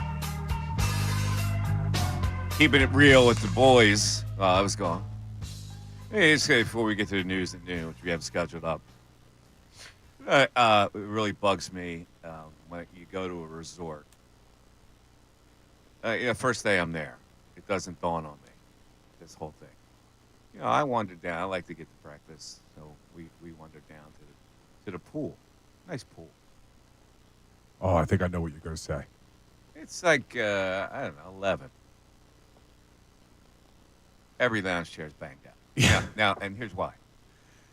Because these freaking people think of nobody else but themselves when they're on vacation. So, somebody gets up at 8 o'clock, goes down, sticks a freaking towel and a book on a lounge chair, and bangs out the whole lounge chair for when it's convenient for them to show up. Yes, I know exactly what you're going to say. I believe that this should be monitored by the resort, that if you are going to come down there at 8 o'clock, you got to stay there. Yeah, it's like when you go to a restaurant and the entire party's not there, we can't sit you yet. Same thing should be at the pool. I agree with you, because one person wakes up and takes up 10 damn chairs. And if you leave a bag on there, the resort should put a little explosive device that has a time limit on it, like the old, when I was a kid, they used to have this thing called the time bomb, where you wind it up and you toss it around and it blows up in your hands. You're the last one and it blows up. That's what should happen. How dare they? Yeah, it's frustrating. It's time for the news at noon. There's a whole lot going on in this world. It's time to catch up. Here's the news at noon. 97.5 The Fanatic and 97.5thefanatic.com. Oh, the news at noon. I missed it. Time for Ray Dunn to give us 3 interesting little tidbit stories. Ray, what do we have today? All right, we'll start out in San Francisco. Oh, Dan Campbell? Yes, oh, Dan nice. Campbell. Last night gave his halftime interview, and we're playing this in its entirety of the interview, all 30 seconds of it, and then the punchline at the end. Mainly just because I want to see Bill's reaction to listening to Dan Campbell, and then I think we'll get a laugh from him at the end with the joke here from Joe Buck, because listening to Campbell speak brought this out in Joe Buck, and now I don't think I can unhear what he heard. Look, I think right now the big thing is red zone. We got to finish with points offensively and defensively. We allowed them down there and they're scoring 7. It was a good stop at the end, but that's really the difference right now. And then I told the team, the things that don't require talent, we've got to be at our best there, man. That's what we talked about. We got to be at our best. And look, San Fran, we know what they are, man. It's a good team. They've had some injuries, but we knew this wasn't going to be easy. Thank you, Coach. Appreciate it. Good luck second half. Thank you. Lisa, Dan, thank you. Somebody get that man some tea. Sounds like he was going to go live in a van down by the river. The dope Troy Aikman got that even. I didn't think he was going to get it. I don't see Troy Aikman as a Saturday Night Live guy. Of course, that's the character Matt Foley, the motivational speaker that Chris Farley did. I now can't unhear it. Yes. He's now just Matt Foley in my mind. I mean, come on, though. Like, a little raspy. He did sound like, but I noticed a little. Is he from Pittsburgh? Dan Campbell? I noticed an unvowel in there. Where was he born, this guy? Born in Clifton, Texas. He's from Texas. Oh. Texas. Yes. That's a Texas tough guy accent right there. Texas guy through and through. He's talking to Lisa Salters, right? Mm-hmm. And everything is, we got to be better, man. We got to be better in the red zone, man. We got to get points in the red zone, man. Oh, man. Like, come on, man. He's from the ranch. He's from Clifton, Texas. First of all, Ray cut it out. But I remember Buck says after that, too, if you want points in the red zone, kick a field goal. I also cut out him saying there's not many more authentic than him. He's great, because I didn't want to see your head explode during this segment. But then people wonder why I don't like him. He's an Aggie, too. He went to A&M. Oh, did he? Yes, he did. Before Texas A&M was put on the map by Johnny Football. Probably wanted to be a rancher. All right. What's next? All right, we're going to move on to former Eagles offensive coordinator Shane Steichen, who kind of ended up in the crosshairs of Pat McAfee, and I'm not going to play the McAfee rant. I'm not going to read you what McAfee had to say about the Colts organization. Basically, what he said, players are late, there's no accountability, and the culture stinks. And so naturally, a reporter, when Steichen was made available to them, asked him about all of those accusations, and the answer was less than stellar. Yeah, I think with any team, right, not everyone's going to be on time every time, but there is accountability, and guys are held to a standard, and that is talked about in-house, and I don't think that. And I think, with anything, I think Pat, he's a former alumni that wants to see the Colts do well. Just like all our fans want us to do well. And when the standard isn't, not getting in the playoffs, it's frustrating. So it's frustrating for a lot of people, myself included. And that's why we talk about the standard just being raised so we're not, in these situations. Oh, that was a pretty respectable answer. Let's listen to the first few seconds of that again. Yeah, I think with any team, right, not everyone's going to be on time every time. Yeah, not everybody's going to be on time. I wrote that down. Everybody should be on time. What are you, a soft coach? But as far as the McAfee, I would have added one thing on the McAfee. Yeah, he's a former alumni. Now, you understand he was just a punter. He was just a punter. That's what I would have done to zing him back. Now, I got to always find my opportunities to tout our head coach here in Philadelphia. And this is a prime example of somebody being a very good offensive coordinator, a very good play caller in Shane Steichen, but not being able to transition to head coach. Probably right. When he was here in Philadelphia, he was great because he had Nick Sirianni as the head coach and Shane Steichen was the play caller. Yeah, all right. Wow. Next. I just wanted to enjoy something. Yeah, next. Not going to let you do it. All right. While we're talking about people not being on time, that was an issue with the 76ers this year, apparently. We got that story in November. I just want to play some Podcast P for you, Mike. Welcome back. All right, here's Paul George. The fans, I really enjoy that. They know basketball. It's not like just regular fans that are just fans of the game or the team. They know basketball. It's a deeper connection than just rooting for you, shout your name. And they're passionate. They are passionate. I do enjoy playing in front of those fans, and I haven't played my best, but that is coming. I 100% believe the best is yet to come. And now that I'm feeling more healthier, it's about to be some fun moments. But those fans, man, that's been unique. That's been fun. That's been entertaining. It's one of those things, man. You gotta be in it to witness it, and you gotta be a part of it to witness it because they are very passionate. And I was warned, I was told, I was a heads up. This is how it is. But to be honest, I have an appreciation for that. I gotta give that guy a lot of credit, man. That's diabolical.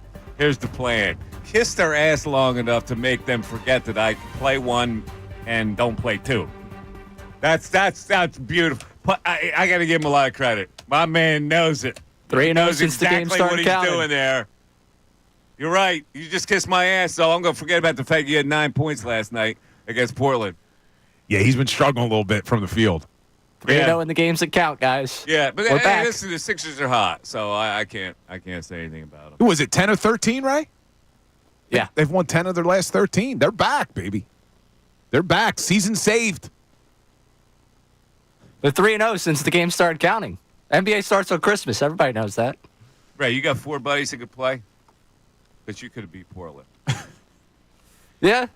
All right. But we'll take the 10 or 13. The way they played last night. That big geek from Connecticut can't even get a time for that team.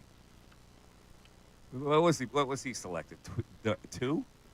Yeah. Klingen? Yeah. It's not good. He didn't get any time for that team. I have to say, I thoroughly enjoyed watching last night. They're suckering me back in. He played a little. He went 8 minutes last night, something like that. Who was big last night? Joel had a big night. Joel dropped 37, yeah. That's a couple games in a row with 30 now. Anybody off the bench? Maxey had 23. Oubre had a great night defensively. Yeah, 8 steals, 15 points. We got a graphic late in the game with the guys that had 9 steals for the Sixers. I was reminded of Mike Carter-Williams' debut. Anytime that happens after midnight, it's a good thing. Who had 9 steals? No, he didn't. Oubre at 8, but they had a graphic popping up of if he got one more, the class he'd be in. And Mike Carter-Williams' debut. Michael Carter-Williams had 9. Michael Carter-Williams. Nice reminder last night, 12:30 Eastern. Can we go back, though, to the Dan Campbell thing for a second? Of course. You just played that. That was halftime. So that was a Monday night game, okay? A meaningless Monday night football game. They have a must-win game on Sunday, short week against the Minnesota Vikings, And Dan Campbell doesn't even think twice, plays his team into the ground as usual. This is why, because people in the YouTube chat are constantly saying to me, Campbell and Sirianni are the same guy. How do you not like Campbell if you like Sirianni? They are not the same guy, because Nick Sirianni focuses on resting his players, making sure that they're fresh, probably going to make the right decision by not playing his starters this week. Dan Campbell is, we got to keep going, man. Got to keep going. And this is why he has a lot of guys on IR. This is why he's got a lot of injured players, and he will continuously make bad decisions like he did again last night.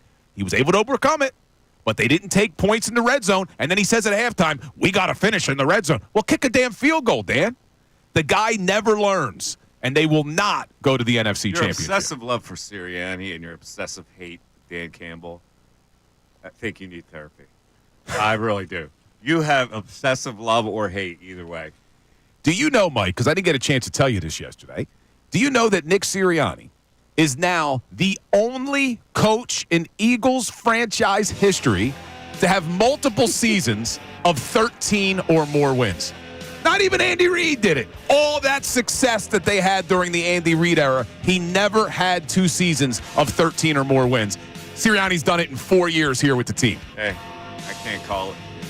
610-632-0975. Mike Missanelli Show continues. Not only can you listen to The Fanatic, but you can also watch on 97.5 The Fanatic.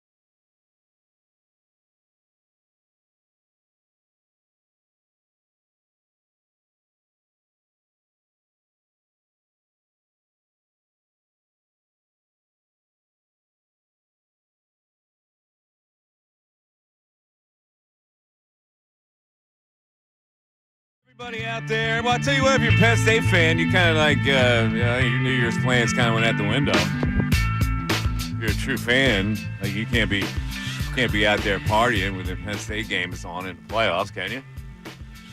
Probably not. Well, Unless you go to an early dinner, you get back. what time's the game tonight? 8 o'clock? Yep. 7. Oh, is it 8? 8. 7:30. We're gonna have the problem No, again. it's a 7. It is. It's a 7:30 start. I'm looking at it. It is? Yeah, 7:30. Remember, Ohio State, Georgia was 8 o'clock 2 years ago, and they had that kick like right at midnight. Yeah. Midnight struck on Ohio State season as the new year started. Tough. I wonder if people made New Year's Eve plans and announced the Penn State game's on and whether they keep the New Year's Eve plans. I assume they do because, be held to pay domestically, I would guess. Right? Yeah, you may be right. I hate New Year's Eve, though, man. I hate going out. I'm not I a should fan say. either of New Year's Eve. But I like, maybe a nice dinner. So I got the trick, though, man. What is it? So I got my kids tonight. My daughter's 10. My son's almost 6. We pretend like midnight happened at 9 o'clock. So we'll put the countdown on YouTube. What's the point? They don't have to stay up till midnight. We'll do the countdown by 9 o'clock. Dude, Man's already living in 2025. Happy New Year. Oh, perpetrating a fraud, yeah, man. it's worth it, though. Change all the clocks in the house, too? We'll probably have to do that for my daughter now. Like, before, I didn't have to do that, but we were already talking about that. Maybe we change the clocks, too. It's going to be a whole thing, a whole scheme to get in bed early. There's no way I'm up until midnight tonight, unless the Penn State game's still on, but I'll probably be asleep. You're not watching it. You're not staying up for Penn State. You're not even watching it. Well, the Lie to reason me. I will watch it, but I have a feeling by the third quarter it's going to be over. So I'm not going to have to stay up.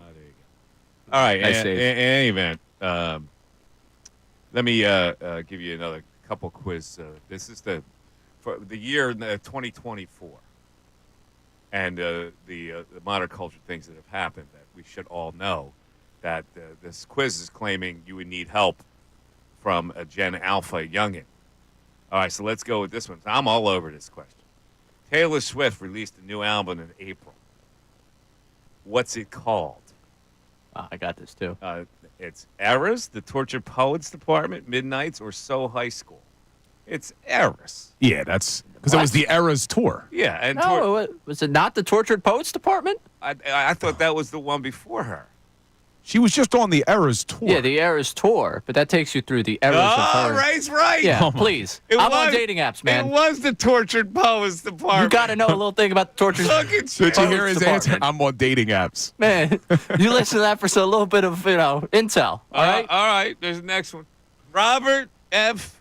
Kennedy Jr., who ran for president this year's election, has said he once had a blank in his brain.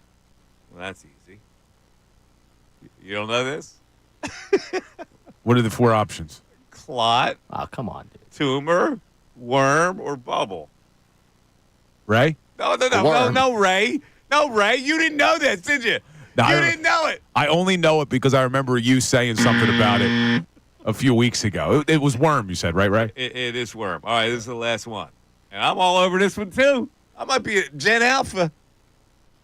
Finish this phrase using dictionary.com's word of the year. I use this word a lot before I knew it was the word of the year. The phrase is very blank, very mindful. The answers are Sigma, Riz, Demure, Preppy. Demure. You're telling me that was the word of the year? Demure was the word of the year. We stray further. There you go. Oh, I've been using the word of the year regularly. Oh. Why? All right. Why, people? What are we doing here on this earth? Demure. Let's go to T-Love and Delco. T-Love, you're on 97.5 The Fanatic. What's up, T-Love?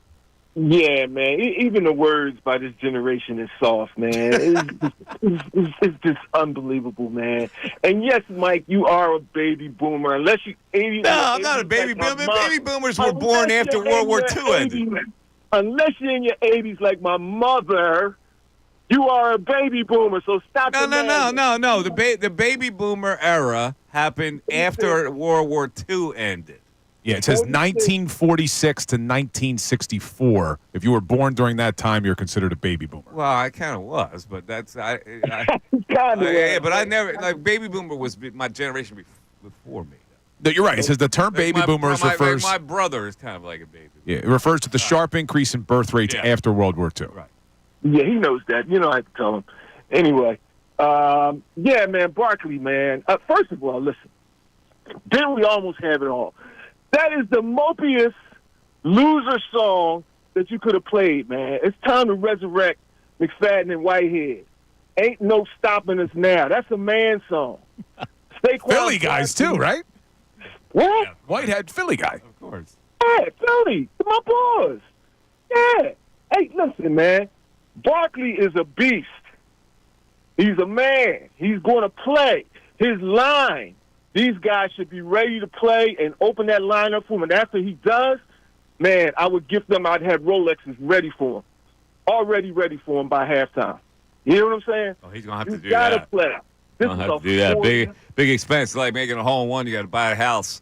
You got to get to the Rolex shop for these fellas. Yeah, well, he ain't making Hurts money now. Come on, let's be real. Hey, listen, Hurts, these guys, the Eagles, man, are for real.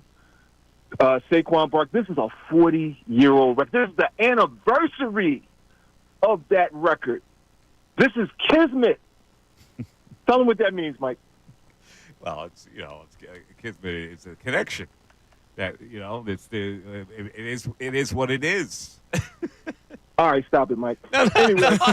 It's hard. I know what kismet is, but it's hard to describe the definition of kismet. Brother. This is destined. Destiny. It was written. Yeah, destiny. That's what I meant. It is written. Life. Right. In the pages of life, Saquon Barkley must succeed. Fate. Yeah. I got you. I hear you, T-Love. I think that Kismet Bagels place. It's also what I thought of. Yeah. I am surprised about the volume of callers and texters who are allowing their emotions and their knee-jerk reaction to, you got to go for the record. You got to. It's all time. Mike, too. It's all time. You have to take a step back. You have to look at this and look at the bigger picture. You definitely give yourself the best chance heading into the playoffs if you get these guys off their feet. There is no reason why any of them should play in a meaningless Week 18 game, and you would have to play everyone. It's not just Saquon. I can't take the calls. Saquon's a man. He's fine. You got to play every offensive lineman. You got to play every receiver. You got to play your quarterback. Can we stop acting like it's just Saquon? It's the entire team. It's the whole team, Ray, as Jason Kelsey would say. You don't have to play every time. Yes, you do. You can intersperse a guy here and there and get the same effect. You're not going to do that. You won't have to play him for an entire game. You can't shirk this kind of record. You can't do it. You're assuming that he does it in the first half. So let's play it out. What if he has 50 yards at halftime? Are you pulling him? No. Okay. So what if he's got 75 yards after the third quarter? Are you pulling him? No. No. So now you played the whole damn game. So what? And what if he doesn't get it? So what? You're gonna. What if you go into Week 18 and he doesn't get it? You're presuming that if you play him and you have to play him for a considerable period of time, that something bad is going to happen out of it. You're presuming bad, which goes back to my original point. You always expect the sky to fall. What if they play next Saturday? What if it's a short week? So now, not only did you not give yourself a bye, not only did you give Saquon another 25, 30 carries, not only did you play your offensive line and your entire offensive personnel, now you're on a short week because you got to play on a Saturday. Get me frustrated today. Ray, please, help him see the light. Help our listeners see the light. The amount of people who want Barkley to play. You're not looking at the big picture. Put your emotions aside. Put the knee-jerk reactions aside and really think about this. Oh, my God, the worst is going to happen. It's a terrible thing, Philadelphia. We expect the worst to happen. It's always going to happen to us. It's not just about injury. 610-6320. Chicken Little. Oh, where are you? Mike Missanelli Show continues. Fanatic Sports Update. To play or or not to play. I'm Ray Dunn. This update is brought to you by Penny.com. It's open enrollment. Get the lowest cost on high-quality health coverage now through Penny, PA's health insurance marketplace. Deadline to enroll is January 15th at Penny.com. As we build up to the meaningless Week 18 matchup with the Giants, the debate continues to rage on. Should the Eagles play their starters on Sunday, and especially Saquon Barkley as he sits 101 yards away from the single-season rushing record? Nick Sirianni was asked about playing his starters in his press conference on Monday, and he gave us very little. Still not there, and then, obviously I gave the players off today. They'll be back in a couple days, or they'll be back in. By the next time I talk to you, they'll be back in, and so I'll always inform them before I inform anybody else, but, still sorting through things right now at this particular moment. We'll keep you updated if anything changes throughout the week. Elsewhere, 76ers won out west, 125-103 behind 37 points from Joel Embiid. Kelly Oubre had a career-high 8 steals in the victory, which was the Sixers' 8th win in 10 games. They'll be back in action tomorrow night in Sacramento against the Kings.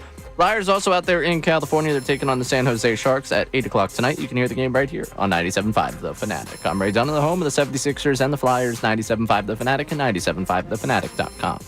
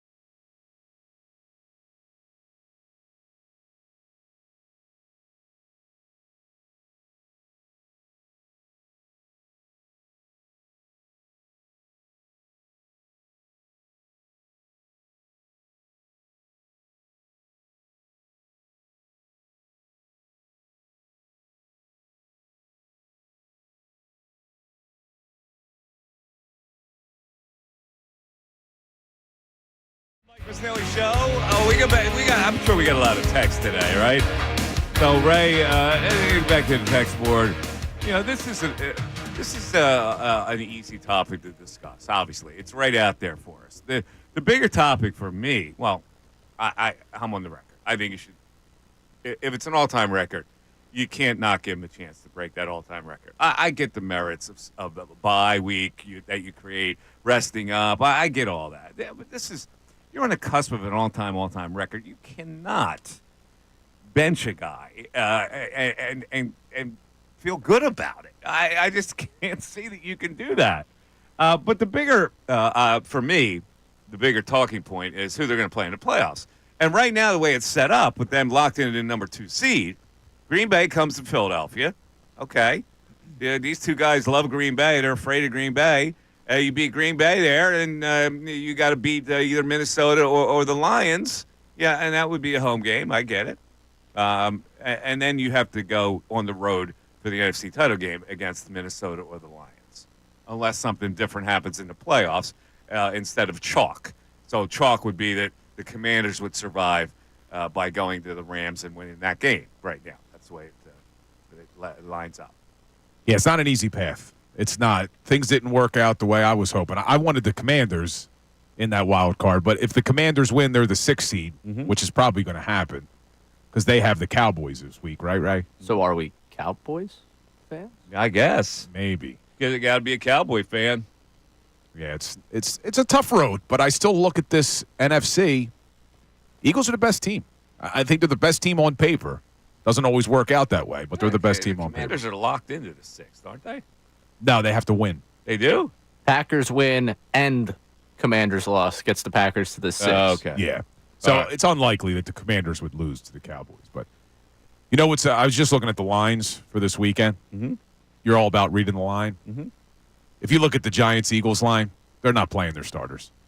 Eagles are only 3-point favorites over the Giants. At home, last game of the season, no way Vegas thinks any starters are playing for the Eagles. All right. Well, there you got your answer. You happy? Right? Wouldn't that? Are you happy? That would be a bigger line. Huh?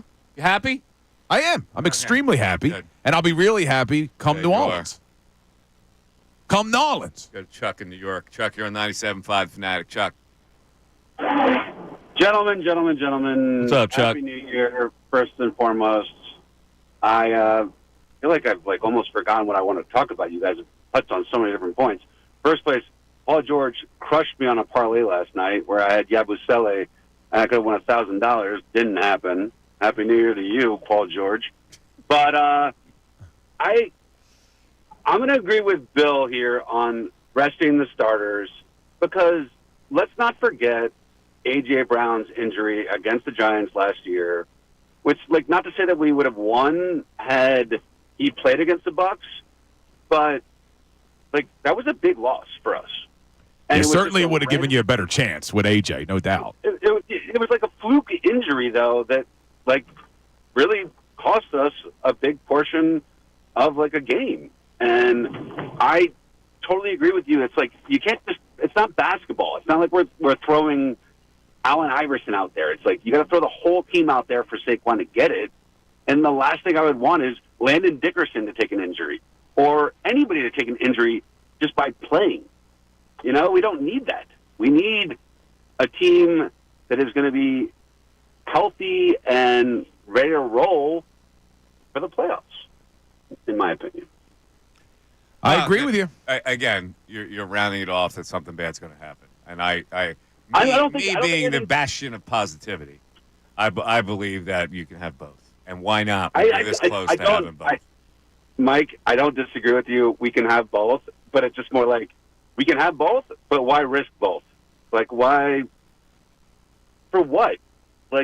For what? For what? An all-time record? Is just a for what for you? But is there a trophy for that record? Is there? Yes, of course there's a trophy for that. No, it's an all-time record. Your name is in the record books as the top runner of all time. Does you need a trophy? I mean, there's no Lombardi. There's no Well, man. I mean, listen, I respect it. Chuck, the mistake you're making is the mistake that is just killing me. that if this happens, you're not going to get a Lombardi trophy. Like I just don't understand the mentality. I don't get it. I don't get the fear. Go for the gosh damn thing. Go for it. Get the record and freaking win the Super Bowl. Fear. Look at a Robin hand. You be quiet over there. I've heard enough from you today, and you too. We need people to support us. Got a Robin Hanover. Rob, you're on 97.5 The Fanatic. Rob. Hey, Mike, how's it going? What's up, Rob? Hey, man, I thought I remembered you passing me in your Chevy Vega because I had one of those and you beeped at me, but maybe I'm wrong. I don't know. A Chevy Vega that I smashed the transition housing. and another thing that my father could rail on me about.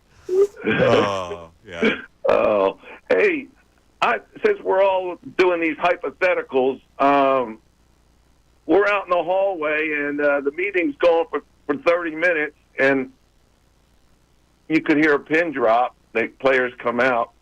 Scenario number 2 is 15 minutes into the meeting, you hear this giant roar coming out of the players' meeting with the coach. Which one would you want? I think the players want to play. They want to play. They want to get this form. And they're not mutually exclusive. This could carry them. This momentum could carry them. I agree. They probably want to play. Listen, and Bill's right. You sometimes have to protect players from themselves. So whether they want to play or not, it's probably irrelevant. You have to do what's best for the team. And that's why I think they've already made the decision. I'm just in favor of the guy getting an all-time record. And it's a very thin thing. See, I'm not one of these guys, you should play at all costs. When you're after something special like that, that's when because you're never going to get a chance to get there probably ever again. And I believe in that first round with Gainwell, we wouldn't have a problem. If say he got banged up a little bit. Oh, no. No. That's where you lose me. No, come on now. Come on. What does Barkley mean to this team? You're going to think you can get the same results with Gainwell? Come on. I'm not afraid, though. Well, you're killing me, Rob, with that one. You went too far. Yeah, you did. Yeah, now you're convincing him otherwise now. Come on, Rob. The Chevy Vega. You remember this car? All right, so my father bought a Chevy Vega. I don't know why. It was very economical. It had an aluminum engine casing. It would make it lighter. And it also had an aluminum shaft that covered the transmission. So I take it to the I got a big pickup game happening, basketball. Yeah, and so we're ready to run. And I get right to the park, and there is a pipe that is sticking up from the road, a water pipe of sorts with a cover on it. You hit it? So it's in the middle of the road. So I had to straddle it. Well, I didn't straddle it like perfectly in the middle of the car. So the left front wheel dipped into the asphalt that was sunken down. That was supposed to be at road level, but it was sunken down because it was new asphalt. So the tire goes down, and I hear, boom! Oh, man. And the pipe hits the transmission casing, and I am locked in drive. And I can't now move the shaft. Dude, that's dangerous, man. I'm stuck in the middle of the road, but that's not the worst. The game's going on. They go, come on, let's go. We're gonna run, and I can't leave the car, and I got to make the fatal phone call to my father. Oh God, the fatal phone call. And think about that call. Yeah, and even though it wasn't your fault, the thing's in the middle of the road. It was my fault because everything was my fault. A rock shot out of a freaking lawnmower once. It hit a car that was coming down the road, and somehow that was my fault. Mike still is upset about this. You could hear it in his voice. Oh, you could tell. What was your first car, Mike? I bought a Beetle, a used Beetle. Yeah. Did you get your license at 16? 17? How old were you? Yeah, 16. 16. Yeah, I had a 1992 Dodge Stealth with like 100-something thousand miles on it. I bought it.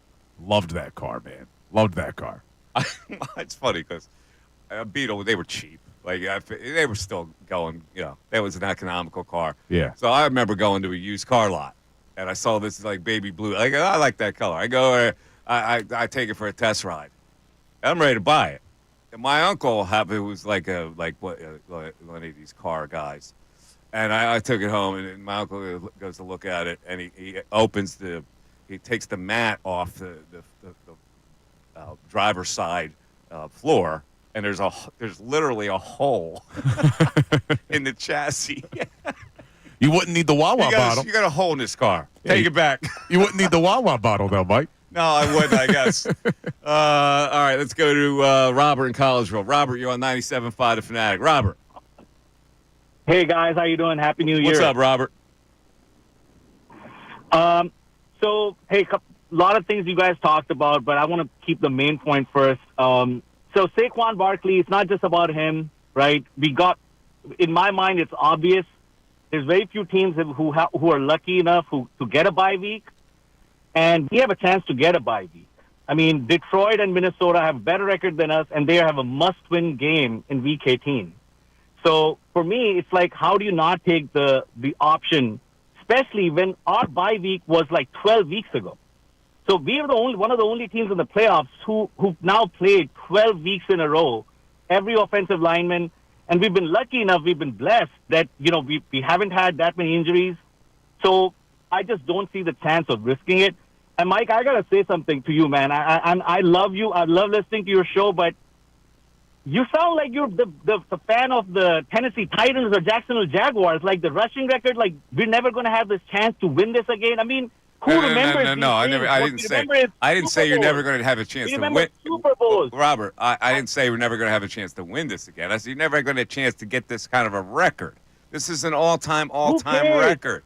Well, Mike, who cares? Who cares? As a team, who cares? You think Saquon cares? That's what I'm saying.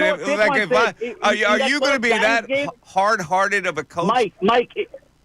But Mike, in that Saquon, the Giants game, Saquon said, let the young guys eat. He could have gotten 50, 60 yards in that game, and that would have been so much closer. So I don't think he's that crazy about it. Obviously, having a record is great. But, I got to tell you one story.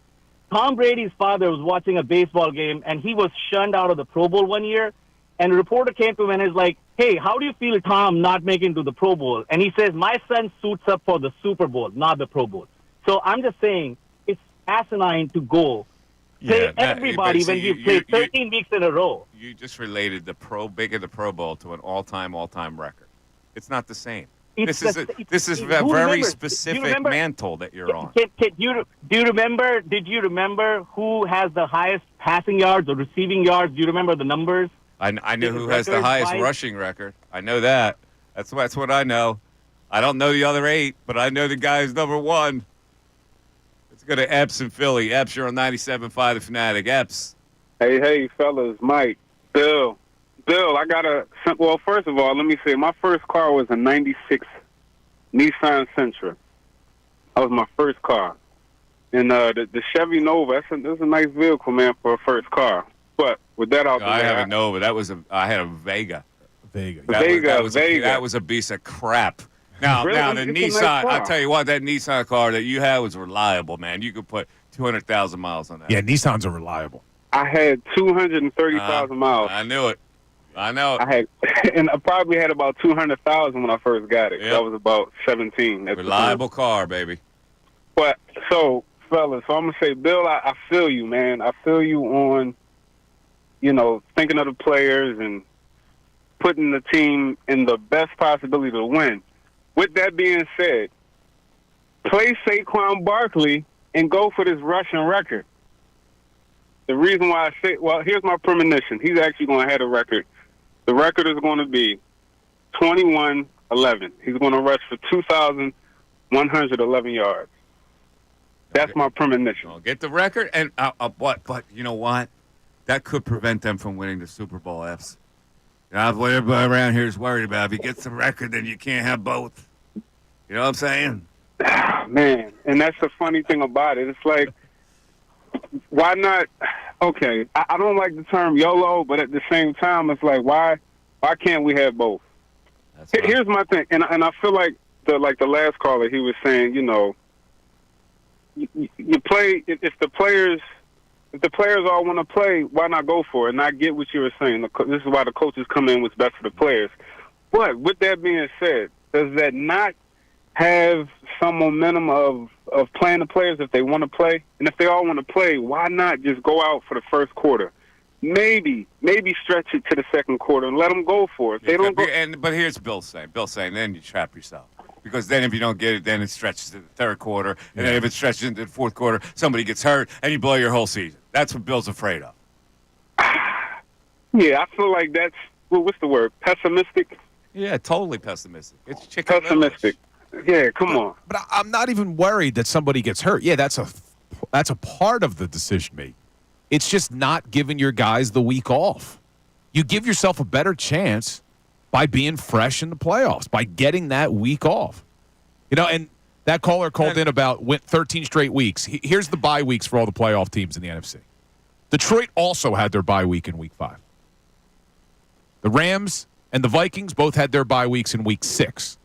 But then you got Green Bay had their bye week in week 10. Tampa had their bye week in week 11. The Commanders had their bye week in week 14.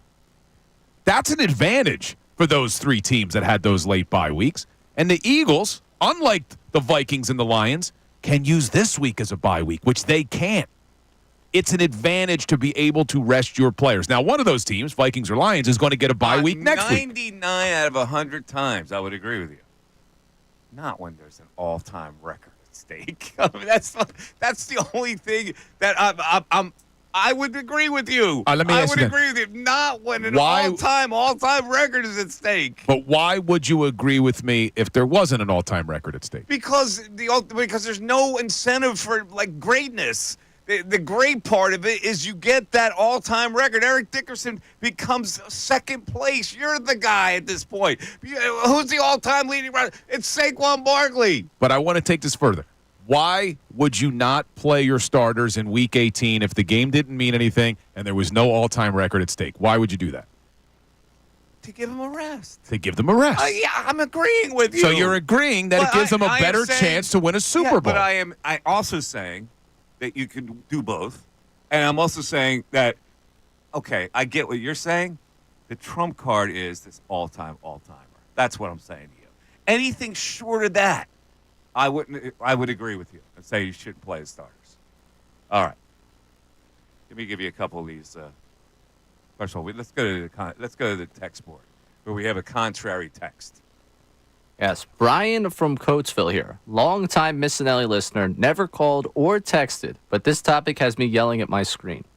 Do not play Barkley. What's the point? The rushing record is only interesting because it's been around for 40 years. But honestly, NFL individual records matter significantly less than other sports. No one remembers the QB or receiving records anymore, even though they were just recently broken. In 3 years, this record won't matter if he breaks it. Rest is important in contact sports like this. Only been 40 years. Man, it doesn't mean anything. 40 years. What the hell? It's a record that lasted 40 years, but it means nothing. But to his point, can you tell me who has the most receiving yards in a regular season? Randy Moss. Incorrect. Calvin Johnson said it in 2012. Do you know who has the most passing yards in a single season? No. Peyton Manning said it in 2013.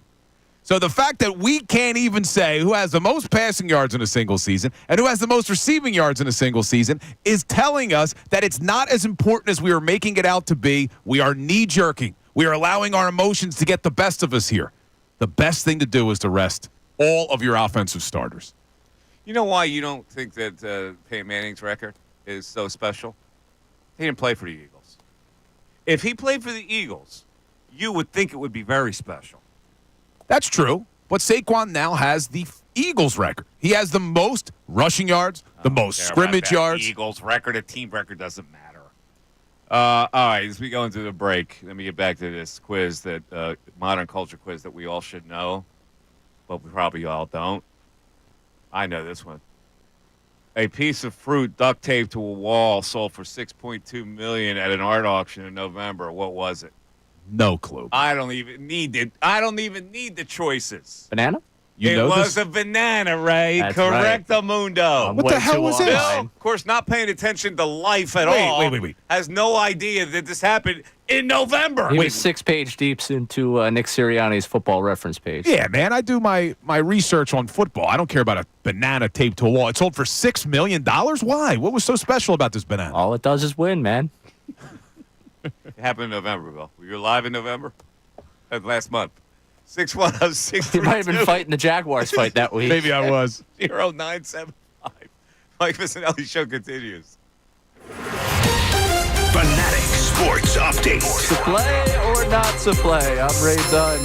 And this update is brought to you by Mattress Firm. Score deep discounts and deeper sleep during Mattress Firm's semi-annual sale and clearance. Get up to 60% off select mattresses and more. Plus, get a free adjustable base on qualifying purchases.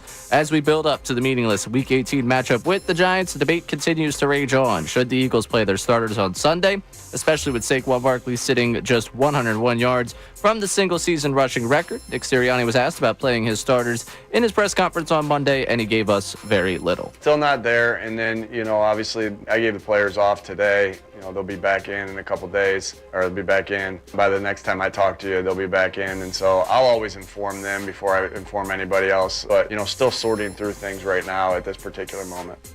Well, when he sorts through things, we'll be sure to let you know what they decide with that. Elsewhere, 76ers won out west, 125-103 behind 37 points from Joel Embiid. Kelly Oubre had a career-high 8 steals in the victory, which was the Sixers' 8th win in 10 games. Back in action tomorrow night in Sacramento against the Kings. Also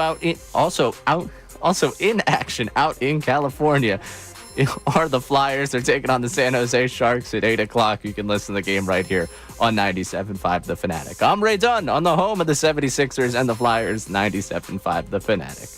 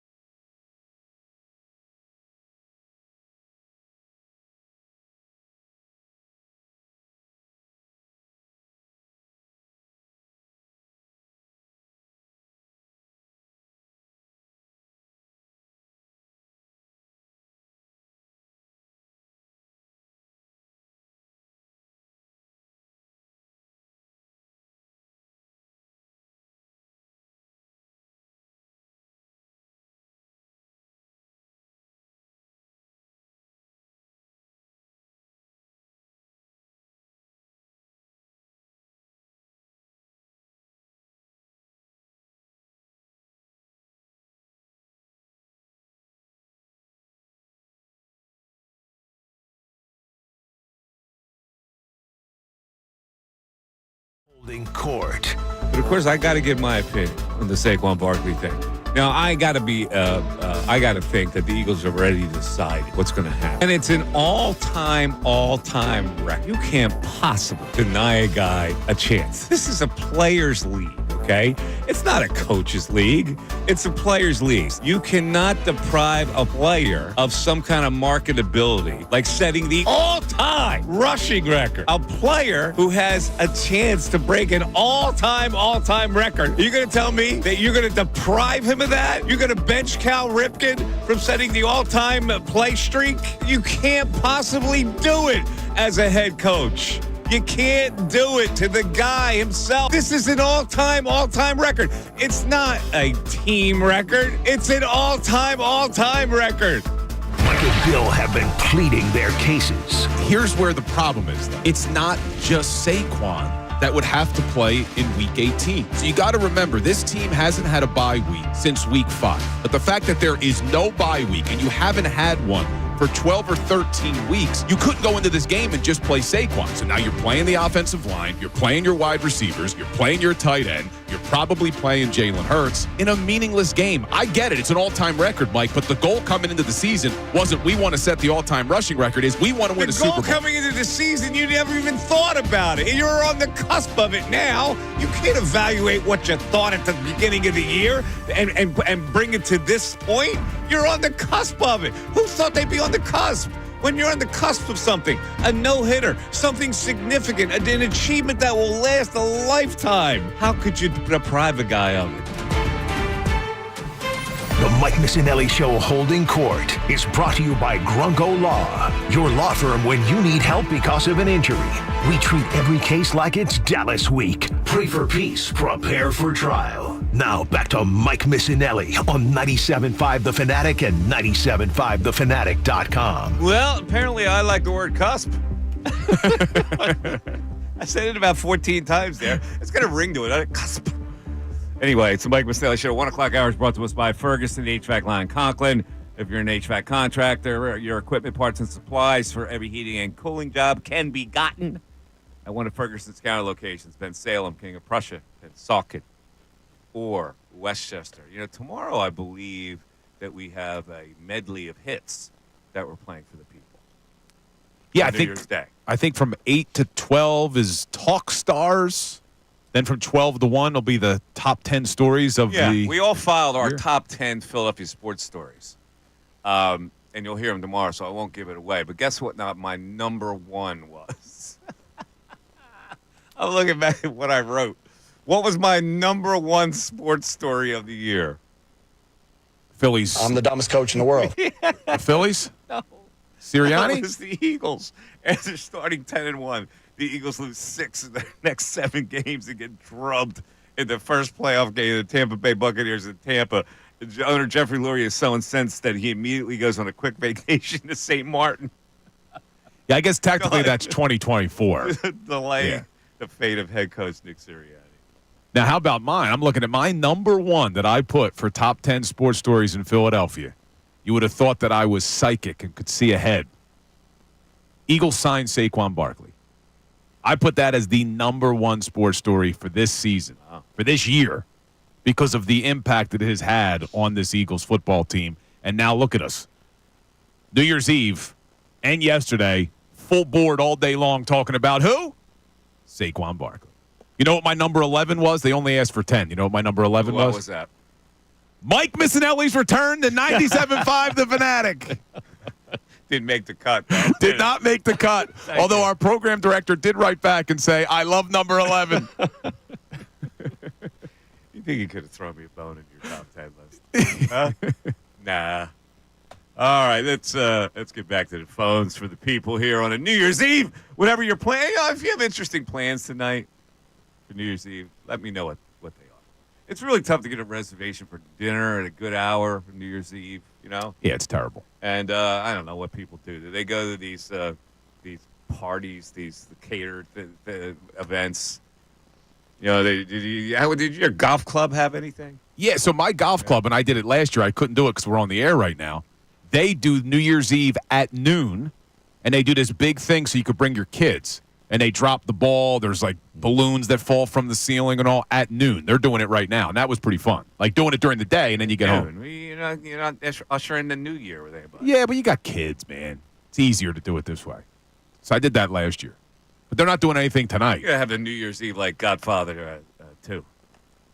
You know, where the Cuban president gets the boat out of there as Castro's troops come flying in. Yeah. Well, it's where Fredo gets the kiss on the lips. You broke my heart. Let's go to Sean in Illinois. Sean, you're on 97.5 The Fanatic. Sean. What's up, guys? How we doing? What's up, Sean? My New Year's Eve is going to be celebrated with my two-year-old grandsons, whose dads are Titans and Bears fans, so I'm going to probably be teaching them the Eagles fight song tonight while I got them for 8 hours. Well, hold on. These Titans and Bears fans, they have any connection with those cities? No. No. They're your son-in-laws? Yes. How'd you approve that? Yeah, if they asked for your daughter's hand in marriage, that should have been a big point of discussion there. I would say no. No. It gets a little confusing. So this is my girlfriend who I live with now. Okay. We're not married, so no. All right. Okay. No. Not a problem. So, let me clear. But let me start off by giving my weekly shout-out to Sirianni Love, one of the top 5 coaches in the NFL. And I'm going to make this real simple about next week.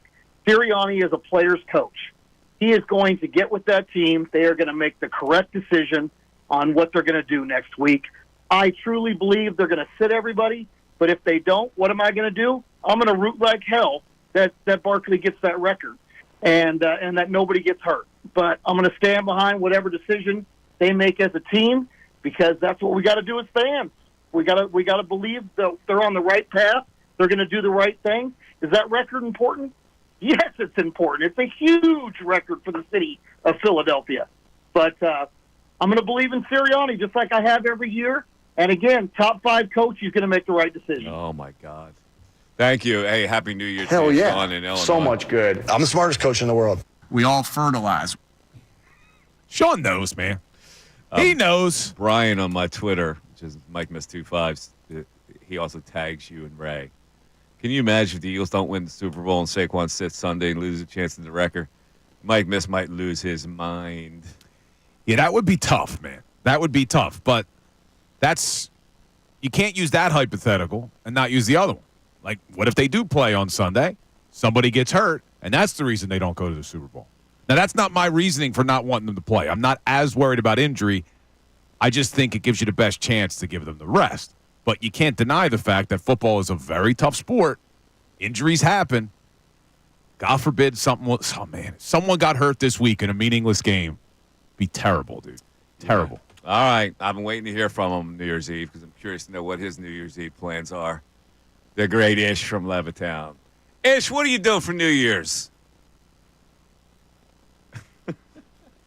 Come on, Ish. Like clockwork. Hello. Like clockwork. Hello. This dude is in outer space again. What?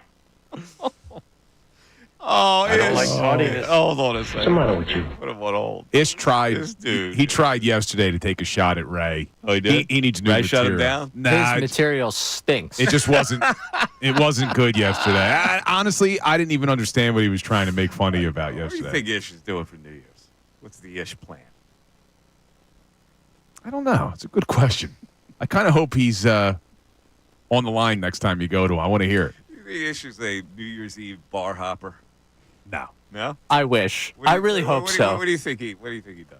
He's staying home-ish. If I had to guess, He's staying home? he's staying at Watching home. Penn State? Low key. Yeah, he's probably watching Penn State play tonight. That's what I would guess. He's not going out. We got him back. Hello, Ish. Yeah, sorry, Mike. My phone was on mute. I don't know why. Yeah, I don't know. It's expected-ish. If you actually came on when I punched the button, I would worry. All right. So what do you got going tonight? When working on the docks tonight, me and Fredo we got to get the mattresses and stuff. But I do want to make a point, Mike. I totally agree. First, I got to address Bill and Ray. Bill and Ray, I think both of y'all need y'all's nightlights with this one. You need to get your panties out of a bunch, and we need to let Saquon Barkley play. Oh. You need to get the rushing record. And as far as them getting hurt, this is football. This is what they play for. If they get hurt, they get hurt. We got backups. They can put the second offensive lineman in just for him to play, to put Tanner McKee in, just for him to, get the record. And it's not really gonna cost us that much. And I believe that, he will get it. Why not? Put Aaron McKee in the game? Aaron McKee? Yeah. That's what you just said, right? You say we're going to put Aaron McKee in the game? Tanner. Oh, did you say Tanner? I think he did. Oh, I thought you said Tanner. I thought you Tanner, said yeah. I thought you said Aaron. No, Aaron played for the Sixers. Yeah, he did. But yeah, Ish, what are you doing tonight, seriously? Tonight, Yeah, working. Actually working tonight. You actually working? What do you get? Double time? Double overtime. Yeah, we got a lot of crates and stuff coming in for the dock. So it's gonna. Yeah, All right, it's gonna be good. That'll be fun working on New Year's Eve. hard work. Yeah, I guess so. Probably got a couple bottles in a brown bag. Yeah, I'm gonna probably pass a couple hard mics around and Yeah, see what happens. a hard mic. All right, man. So listen, Ish, go ahead. Mike, I have one more question for you. Mm-hmm. What do you think about this Nick Sirianni contract extension? Because I'm hearing different things about him possibly being linked to the Bears. What do you think about that? No, he's not going to the Bears. Nah, I haven't heard that. Yeah, they'll give him a contract extension after this year. Okay, enjoy your New Year's. See y'all around. All right, man. Thanks, have a good Ish. New Year's, Ish. On the docks tonight, Ish. Yeah. So the fact that Ish is on your side of this argument. I know. I'm worried. Yeah. That kind of hurts. That shocked me. I expected him to go completely the other way. 3 hours of credibility it's down the drain. I think Mike just switched over to our side of the aisle on this one. All right, back to the quiz as we go into our break here. And listen, we want to wish everybody a happy New Year's, by the way. As we say in Philadelphia, Happy New Year's. Yes, Happy New Year's. We put an S on it. Yeah, what are you doing for New Year's, you said what to are you Ish. doing for New Year's? Happy New Year, and many more to come. And whatever you're doing tonight, have fun. But, don't get in any trouble. If you're a pot banger, I encourage the pot banging. Yeah, no drinking and driving tonight. Seriously. Here's the question. Dress to Impress exploded in popularity this year. It's a game within a game in. Do you know this? No. Ray, do you know this? Nope. The answers are Roblox, Roblox, Fortnite, Minecraft, or Mario Kart. I would say Fortnite. I'll go Roblox. I'm saying Mario Kart. Let's see which one it is. It is Roblox. Oh, Ray's That's right. The premise of the game is to create outfits that relate to a given theme. It is one of the most popular experiences on Roblox, attracting adult and kid users alike. One more as we go into the break. A gigantic IT outage in July created chaos at airports, hospitals, and businesses around the world. What caused it? Was it A, cyber attack, B, a bug in Apple Pay, C, a raccoon in a server, or D, a faulty CrowdStrike software update? D, CrowdStrike update. You're saying CrowdStrike update. I would absolutely say yes to that. Lockstep. Ray, you're going there? Yep. And that is correct. All righty. 610-632-0975. Mike Missanelli Show. Happy New Year, everybody. Back after this. Happy holidays.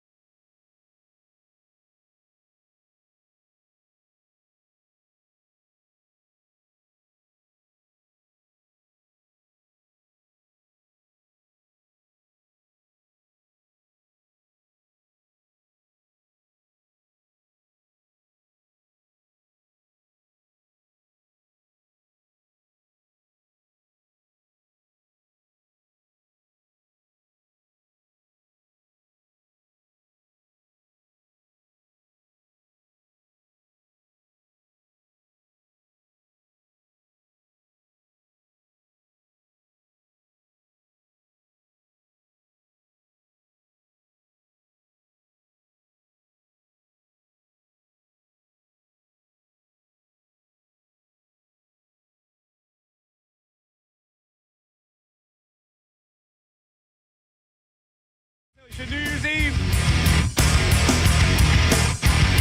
We're doing it on a Tuesday. My first day back, actually. I work one day and then I get the next day off. That's my deal. Not too bad. Yeah. Load management. Yeah, I am load managing. You're the Joel Embiid of Sports Talk Radio. I'm Paul George. Paul George. I play hard one day and then I get none. Nah, honestly, you've been a lot better than Paul George lately. Yeah, he added 9 last night in that thrilling win over the Portland Trailblazers. Saving it for the playoffs, man. Yeah, I'm down on Paul PG right now. Wait, where are they at in the standings now, winning 10 of 13? Let me take a look here. Notice I'm down on a guy who can't play 2 straight games at a high level and yet pours it out for his podcast P. Hold on, though. Yeah, you do. You get mad about the podcast. I get mad at podcast P. Like, yeah. I wouldn't get mad at the podcast P if you're playing every game and you're playing at a high level. But you realize they're only 3 games back of the 6th seed now? They're 3 back of the Milwaukee Bucks for the 6th seed. Yeah. Only 3.5 back of the 5 seed Atlanta Hawks. 5 back for the 4. I mean, this season that was frustrating. I mean, assuming they can stay healthy, that's the big assumption. They're going to be all right. They're going to be all right. Going to be all right in what context? They're going to be all right, Spider. I think they're not going to finish the season in the play-in. I think they'll get into the top 6. Well, it only matters if they can beat Cleveland or Boston. So what do you mean they're going to be all right? Well, we'll cross that bridge when we get there. I'm talking about being in the top 6. We were looking at it as saying, do you remember the conversation was, should they start to tank? No, I never said that. No, not you, but that was the conversation from some fans. Yeah, should they start to tank? You know who those fans are? The same fans that don't think you have to play Barkley. No. They were the same fans. No, they're not. Yes. Let's go to Ken in New Jersey. Ken, you're on 97.5 Fanatic. Ken. Yeah, how you doing, Mike? Been a long time, man. What's up, Kenny? How you doing? I'm good, man. I'm still waiting on my box of cigars, but that's neither here or there. But that's okay. Ask me how many cigars I smoked in Puerto Rico. Oh, shoot, man. I'd say about 35. None. I didn't have a cigar in Puerto Rico. Oh, man, they got a great cigar. Because you can't smoke a cigar anywhere anymore. If you're at a resort, 100% no smoking. But no problem with people reserving chairs. I can't even go to the pool area and smoke a cigar. The gendarmes will come flashing out of the woodwork. That's right. They changed the law there. And also, I just came back from the Dominican Republic. Okay, I smoked about 45 cigars. I was there for about 6 weeks. Yeah, see, if I was in Dominican, I'd smoke cigars. Puerto Rico is not, it's not a cigar island. No, it's not. But they do have a great cigar store right there in Old Havana. I mean, San Juan. I saw that store. I saw that. Yeah, that's a great store. It really is. Yeah, but Saquon needs to break the record. The people who saying he shouldn't do it never played football or any sports. Okay, that's my thing. And also, too, I'm looking at the fact that he just came from the Giants. Okay, those players love Saquon. They will open up holes for Saquon to walk through because, I mean, that's the team he came up with, and a lot of those players are still there. Okay, Debo is gone because he shouldn't have won the game, and now don't have the number 1 seed in the draft. Okay, so that whole thing is gone. So none of these players don't care about the last game. They're just playing not to get hurt. So I'm putting it on the Giants to let Saquon get the record. Okay, and they can start their second string. The Eagles can start their second string, third string. He's getting that record. And the Eagles should take a vote on whether they should let Saquon do it. And I know as a team, they want to go. I mean, you cannot have a defeatist attitude going into the playoffs. You just can't do it. You know, it would be great for the Giants if collectively the team said, let's just show how this management messed up this year by trading Saquon and siding with that dope Daniel Jones. Let's let him get the damn record. All right. Yeah, you just someone organized boycott. You see, what they just did in Florida State basketball team. No, they had a boycott because against a coach, Leonard Hamilton, who promised them $250 in NIL money, and they didn't get it, so they boycotted. Well, they just refused to play? Yeah, they're refusing to play. No, I didn't see that.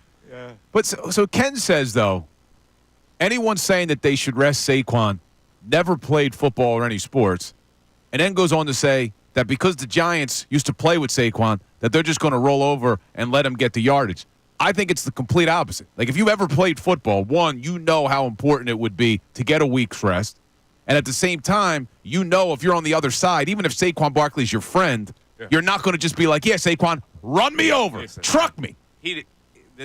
Our last caller did not know of your football pedigree. Damn right. They always call him Mr. Touchdown. They always call him Mr. What's that T. from?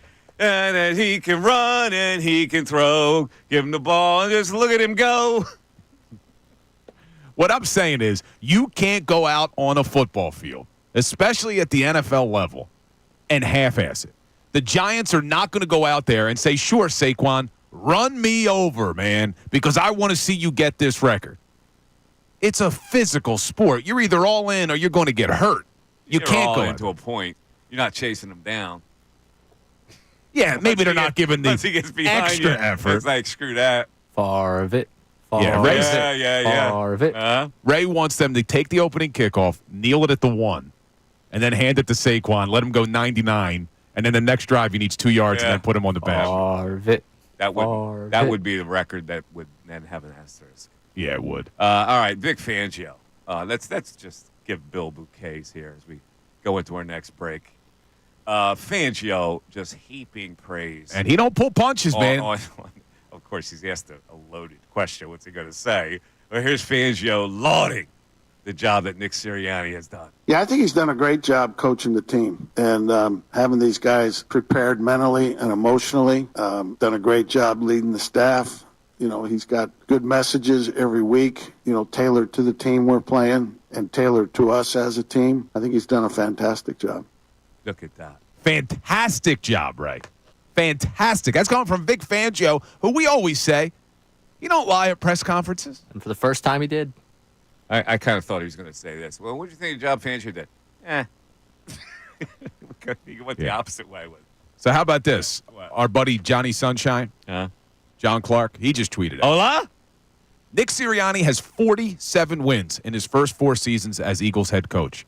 Second in NFL history behind George Seifert in their first 4 years coaching a team. Second in NFL history. When are people going to realize the guy's a good coach? He's a fine graduate of that Sunshine class in the Communications Department at Temple University. Hola! 610-632-0975. A couple questions as we go into the break on the modern culture of 2024. Let's see how the boys do with these 2 questions. All righty. All right, let's try this one. Which 2024 Olympic sport did the athlete Rachel Gunn compete in? Breakdancing. That's correct, Ray. Ray, you're beating him to the punch. At least have Bill try to give a guess. This is a question for Bill. All right? These are questions for Bill. Keep my mic off. You and I are kind of keep up. Bill, oblivious to things that go on in modern culture. All right, Bill. Teens and tweens flocked to the stores this year to buy Brazilian bum cream, which is... What's the multiple choice option? Oh, you want the multiple choice option? Brazilian bum cream? Brazilian bum cream. A, diaper rash ointment. B, a paste made from the bum tree. C, a scented lotion. D, a dirty soda ingredient. I'm going to say from the bum tree. Incorrect. It's a scented lotion at $48 worth, by the way. That's how much the cost of that is. All right, last question here. Oh, you're not going to get this one, Bill. I don't think Ray gets it either. But I'll get it. Which of these colors is Brat? Now, of course, Brat is associated with the artist Charlie XCX and her tour where she encouraged Bratdom. Which of these colors is Brat?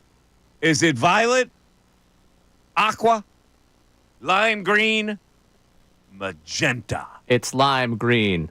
Again, I'm on the dating apps, dude. I don't get how these come up in the dating apps, though, It's Ray. a Brat summer, man. It's a Brat summer. All the ladies in their 20s were in their Brat summertime. Bill didn't know it. The point is, Bill doesn't know these questions. Ray, stop flirting. I know. I don't know anything. You said I wouldn't know it. I'm only proving that I said do. you would know it. You said I wouldn't. Wait, Ray. Oh, okay. Yeah, on your dating app profile, do you have a picture of you behind the mic here? No, probably not. I should have known.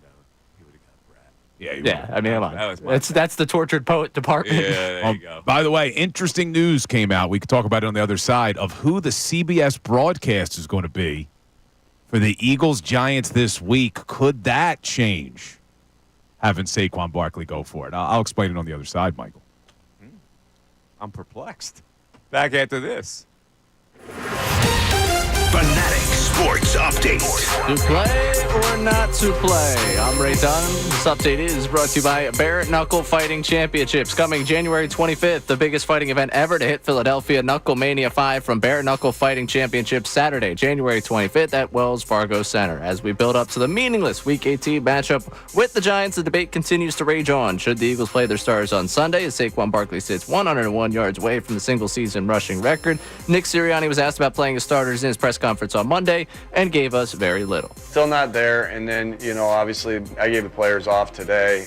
They'll be back in a couple days, or they'll be back in. By the next time I talk to you, they'll be back in, and so I'll always inform them before I inform anybody else. But, still sorting through things right now at this particular moment. And when he informs us, we'll inform you. Elsewhere, the 76ers won out west 125-103 behind 37 points from Joel Embiid. Kelly Oubre had a career-high 8 steals in the victory, which was the Sixers' 8th win in 10 games. They'll be back in action tomorrow night in Sacramento against the Kings. Flyers also out there in California take on the San Jose Sharks at 8 o'clock. You can hear the game right here on 97.5 The Fanatic. I'm Ray Dunn on the home of the 76ers and the Flyers. 97.5 The Fanatic and 97.5thefanatic.com.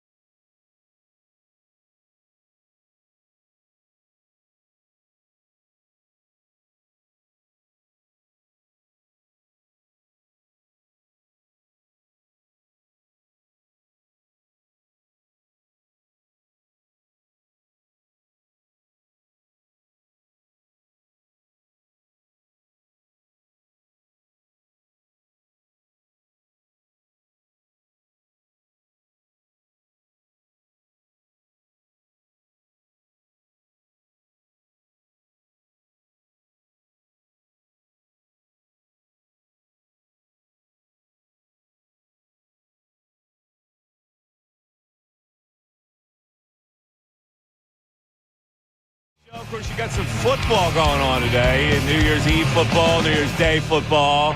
Not the same when the bowl games would be the standard bowl games that you would watch and eat all day and fall asleep on a chair. But Alabama is playing today. Now, I don't know how I missed this game. Probably because I was in Puerto Rico and I wasn't thinking. Alabama has no interest in playing in a game like this.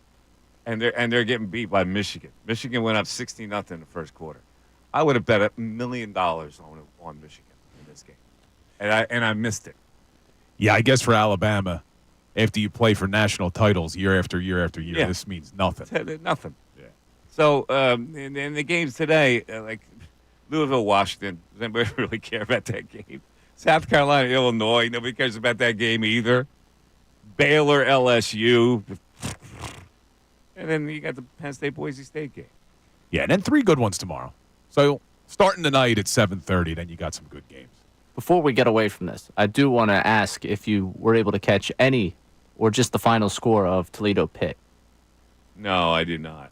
I didn't see that game. What was the final? Toledo beat Pitt. That's just the entire story there. Yeah. Hey, Pitt people. Yeah.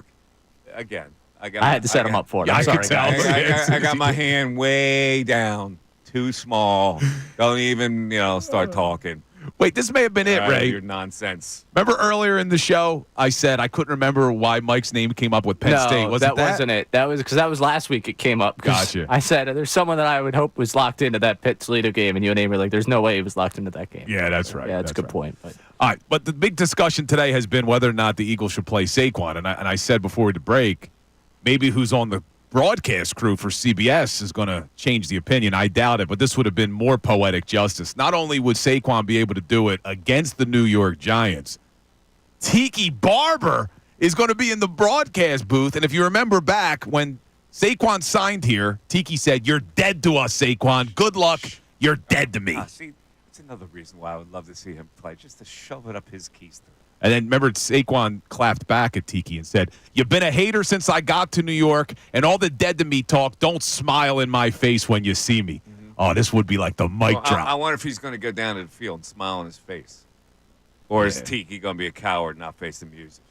Man, look, the fan in me would love for Saquon to play and break the record against the Giants in front of Tiki Barber, in front of John Mara, in front of Joe Shane, in front of Brian Dable, in front of all of them.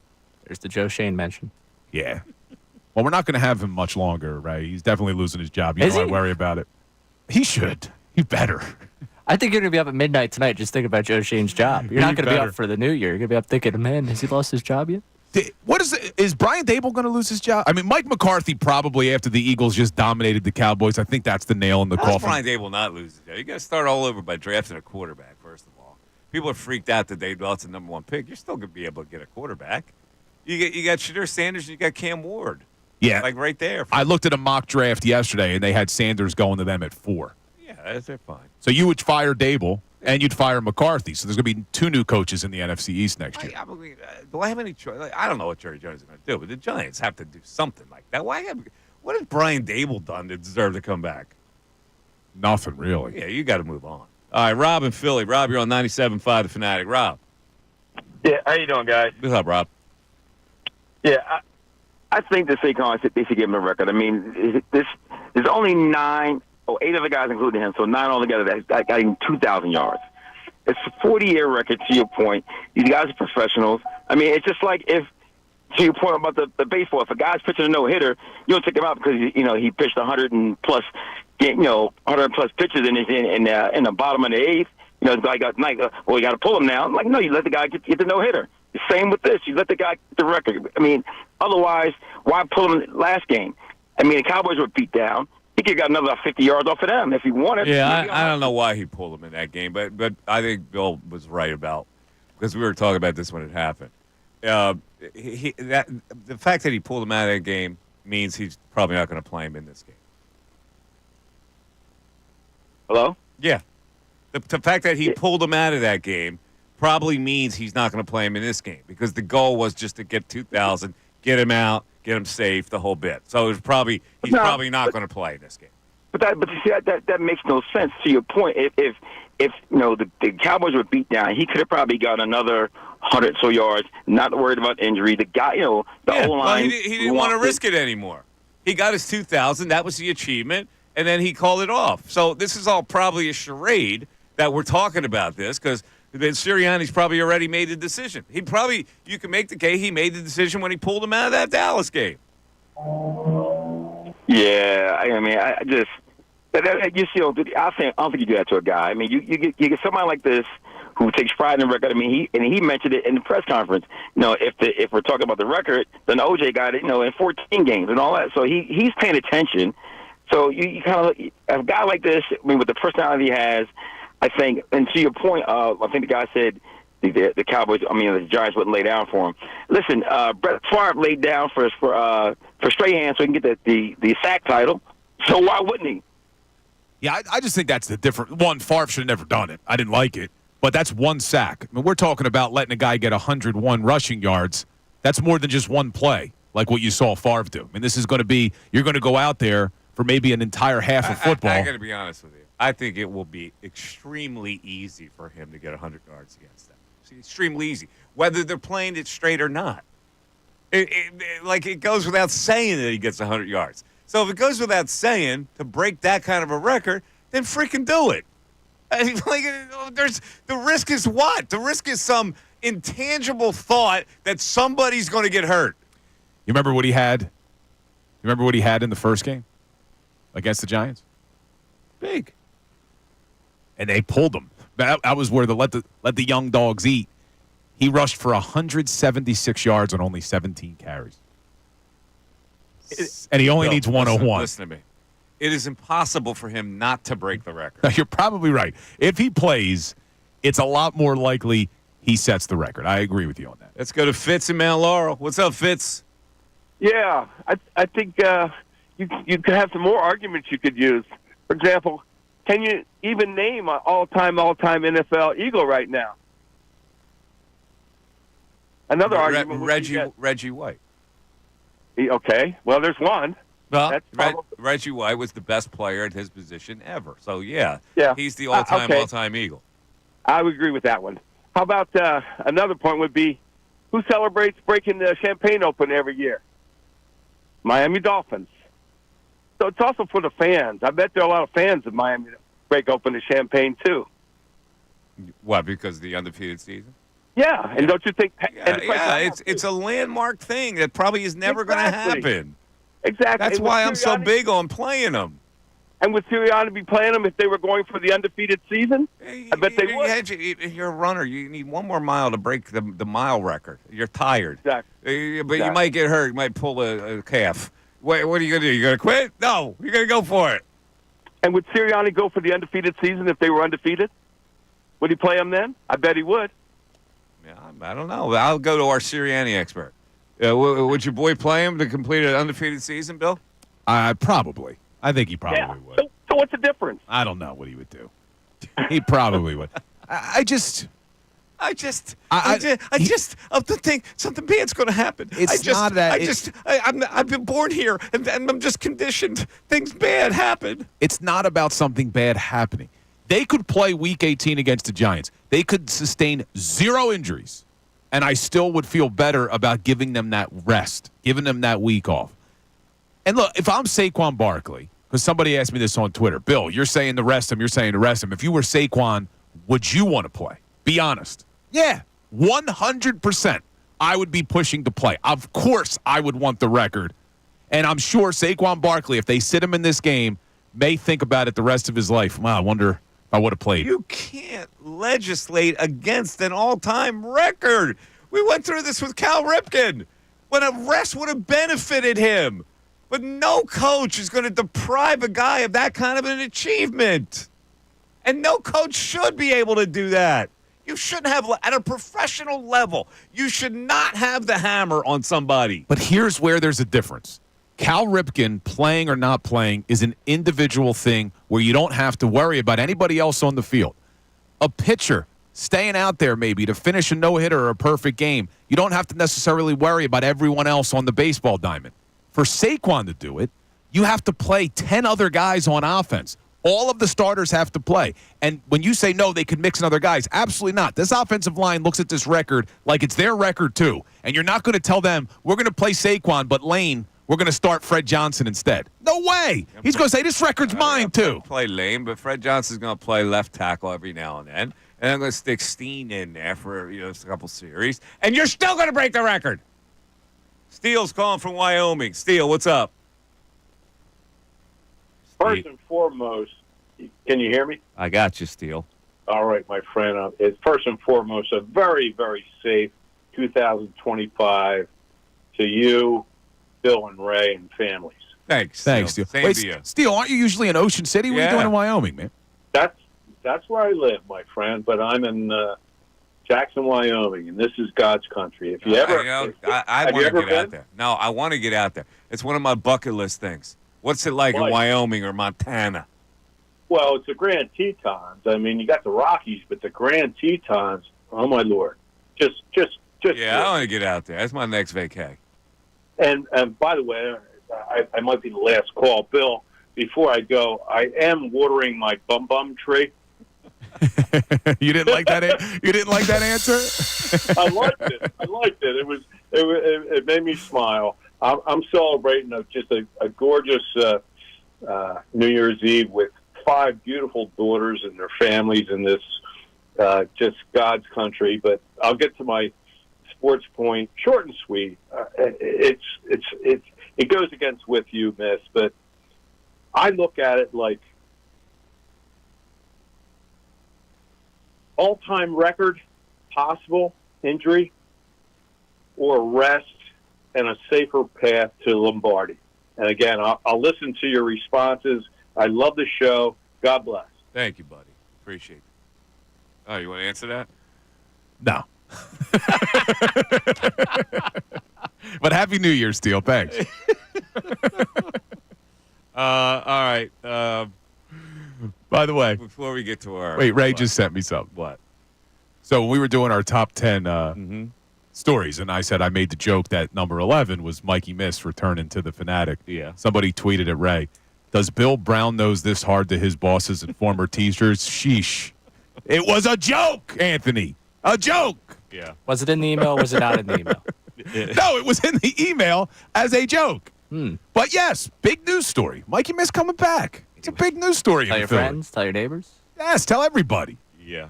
Brown nose. Because that's what I do on this show. Everything Mike says, I just agree with. No, you certainly don't do that. Last question of the year, Ray has been really good on this question because he keeps up. Bill, people showing off their big collections of colognes on TikTok, Ray, this year. We're doing what? Colonizing? Smell maxing? Scent marking? Or stink masking? I know this one too. What was number 3? Scent marking. And number 2? Smell maxing. I'm going to go with scent marking. I'll go with smell maxing. Smell maxing is correct, Ray. Oh, yeah. Ray is so good at this. Oh, that's so TikTokish, though. Yeah. Smell maxing is TikTokish. You a cologne guy, there. Ray? You a cologne Not guy? to the point where I'd be smell maxing on TikTok. Mike, you rock cologne? Very infrequently. I've never been a cologne guy. Very infrequently. I'll tell you what I was big. Back in the day, 2 colognes by Calvin Klein. 1, Obsession. I remember that. 2, CK1. There you go. Bam! Now, when I was in high school, it was Drakkar Noir. Yeah, Drakkar Noir. With the black bottle. Yes. Yes, sir. All right, time for final thought. What is this called? Closing arguments. We're only on 100 and something shows. Closing arguments on the Mike Missanelli Show. Brought to you by Lowenthal and Abrams Injury Attorneys. Injured in an accident, call 800-876-LAWYER or visit LowenthalAbrams.com. Let me keep this short and sweet. A man who has carried you all year is 101 yards away from setting the all-time rushing record, which has been held for 40 years. 40 years worth. And you have a chance to break it. One of your hometown players has a chance to be the all-time seasonal rushing leader. There's one game left where you know he's going to get it against this team. But the worry is, oh, my God, we got to rest the starters. Somebody might get hurt. I'm sick of it. Let's go for the freaking record, and let's get to the playoffs and win a damn Super Bowl. Both things could be true. Yes, in Philly, we actually could have it all. The sky's not always falling. That's why Saquon Barkley and the starters should play at least a half, and we'll see where we go from there. Billy? I don't even think it's a tough decision, man. You rest the starters. It's a meaningless game in Week 18. It's such a brutal sport, football. You don't want to risk not only the injuries, but it's the wear and tear. It's the fact that they haven't had a bye week in 13 damn weeks. The 2 seed no longer gets a bye in the playoffs. And now you have the luxury of being able to build in your own bye, rest your guys, have them ready to go for the ultimate goal, the true goal, what it was coming into this season, a Super Bowl. You're right.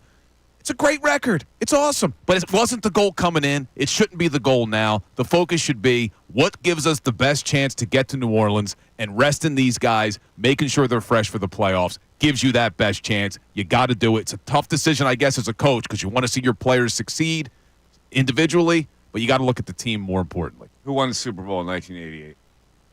Yeah, you're using the argument I gave you at the break against me. I said to Mike during the break, I said, when I hit you with who had the single-season passing record, you didn't know. Who had the single-season receiving record, you didn't know.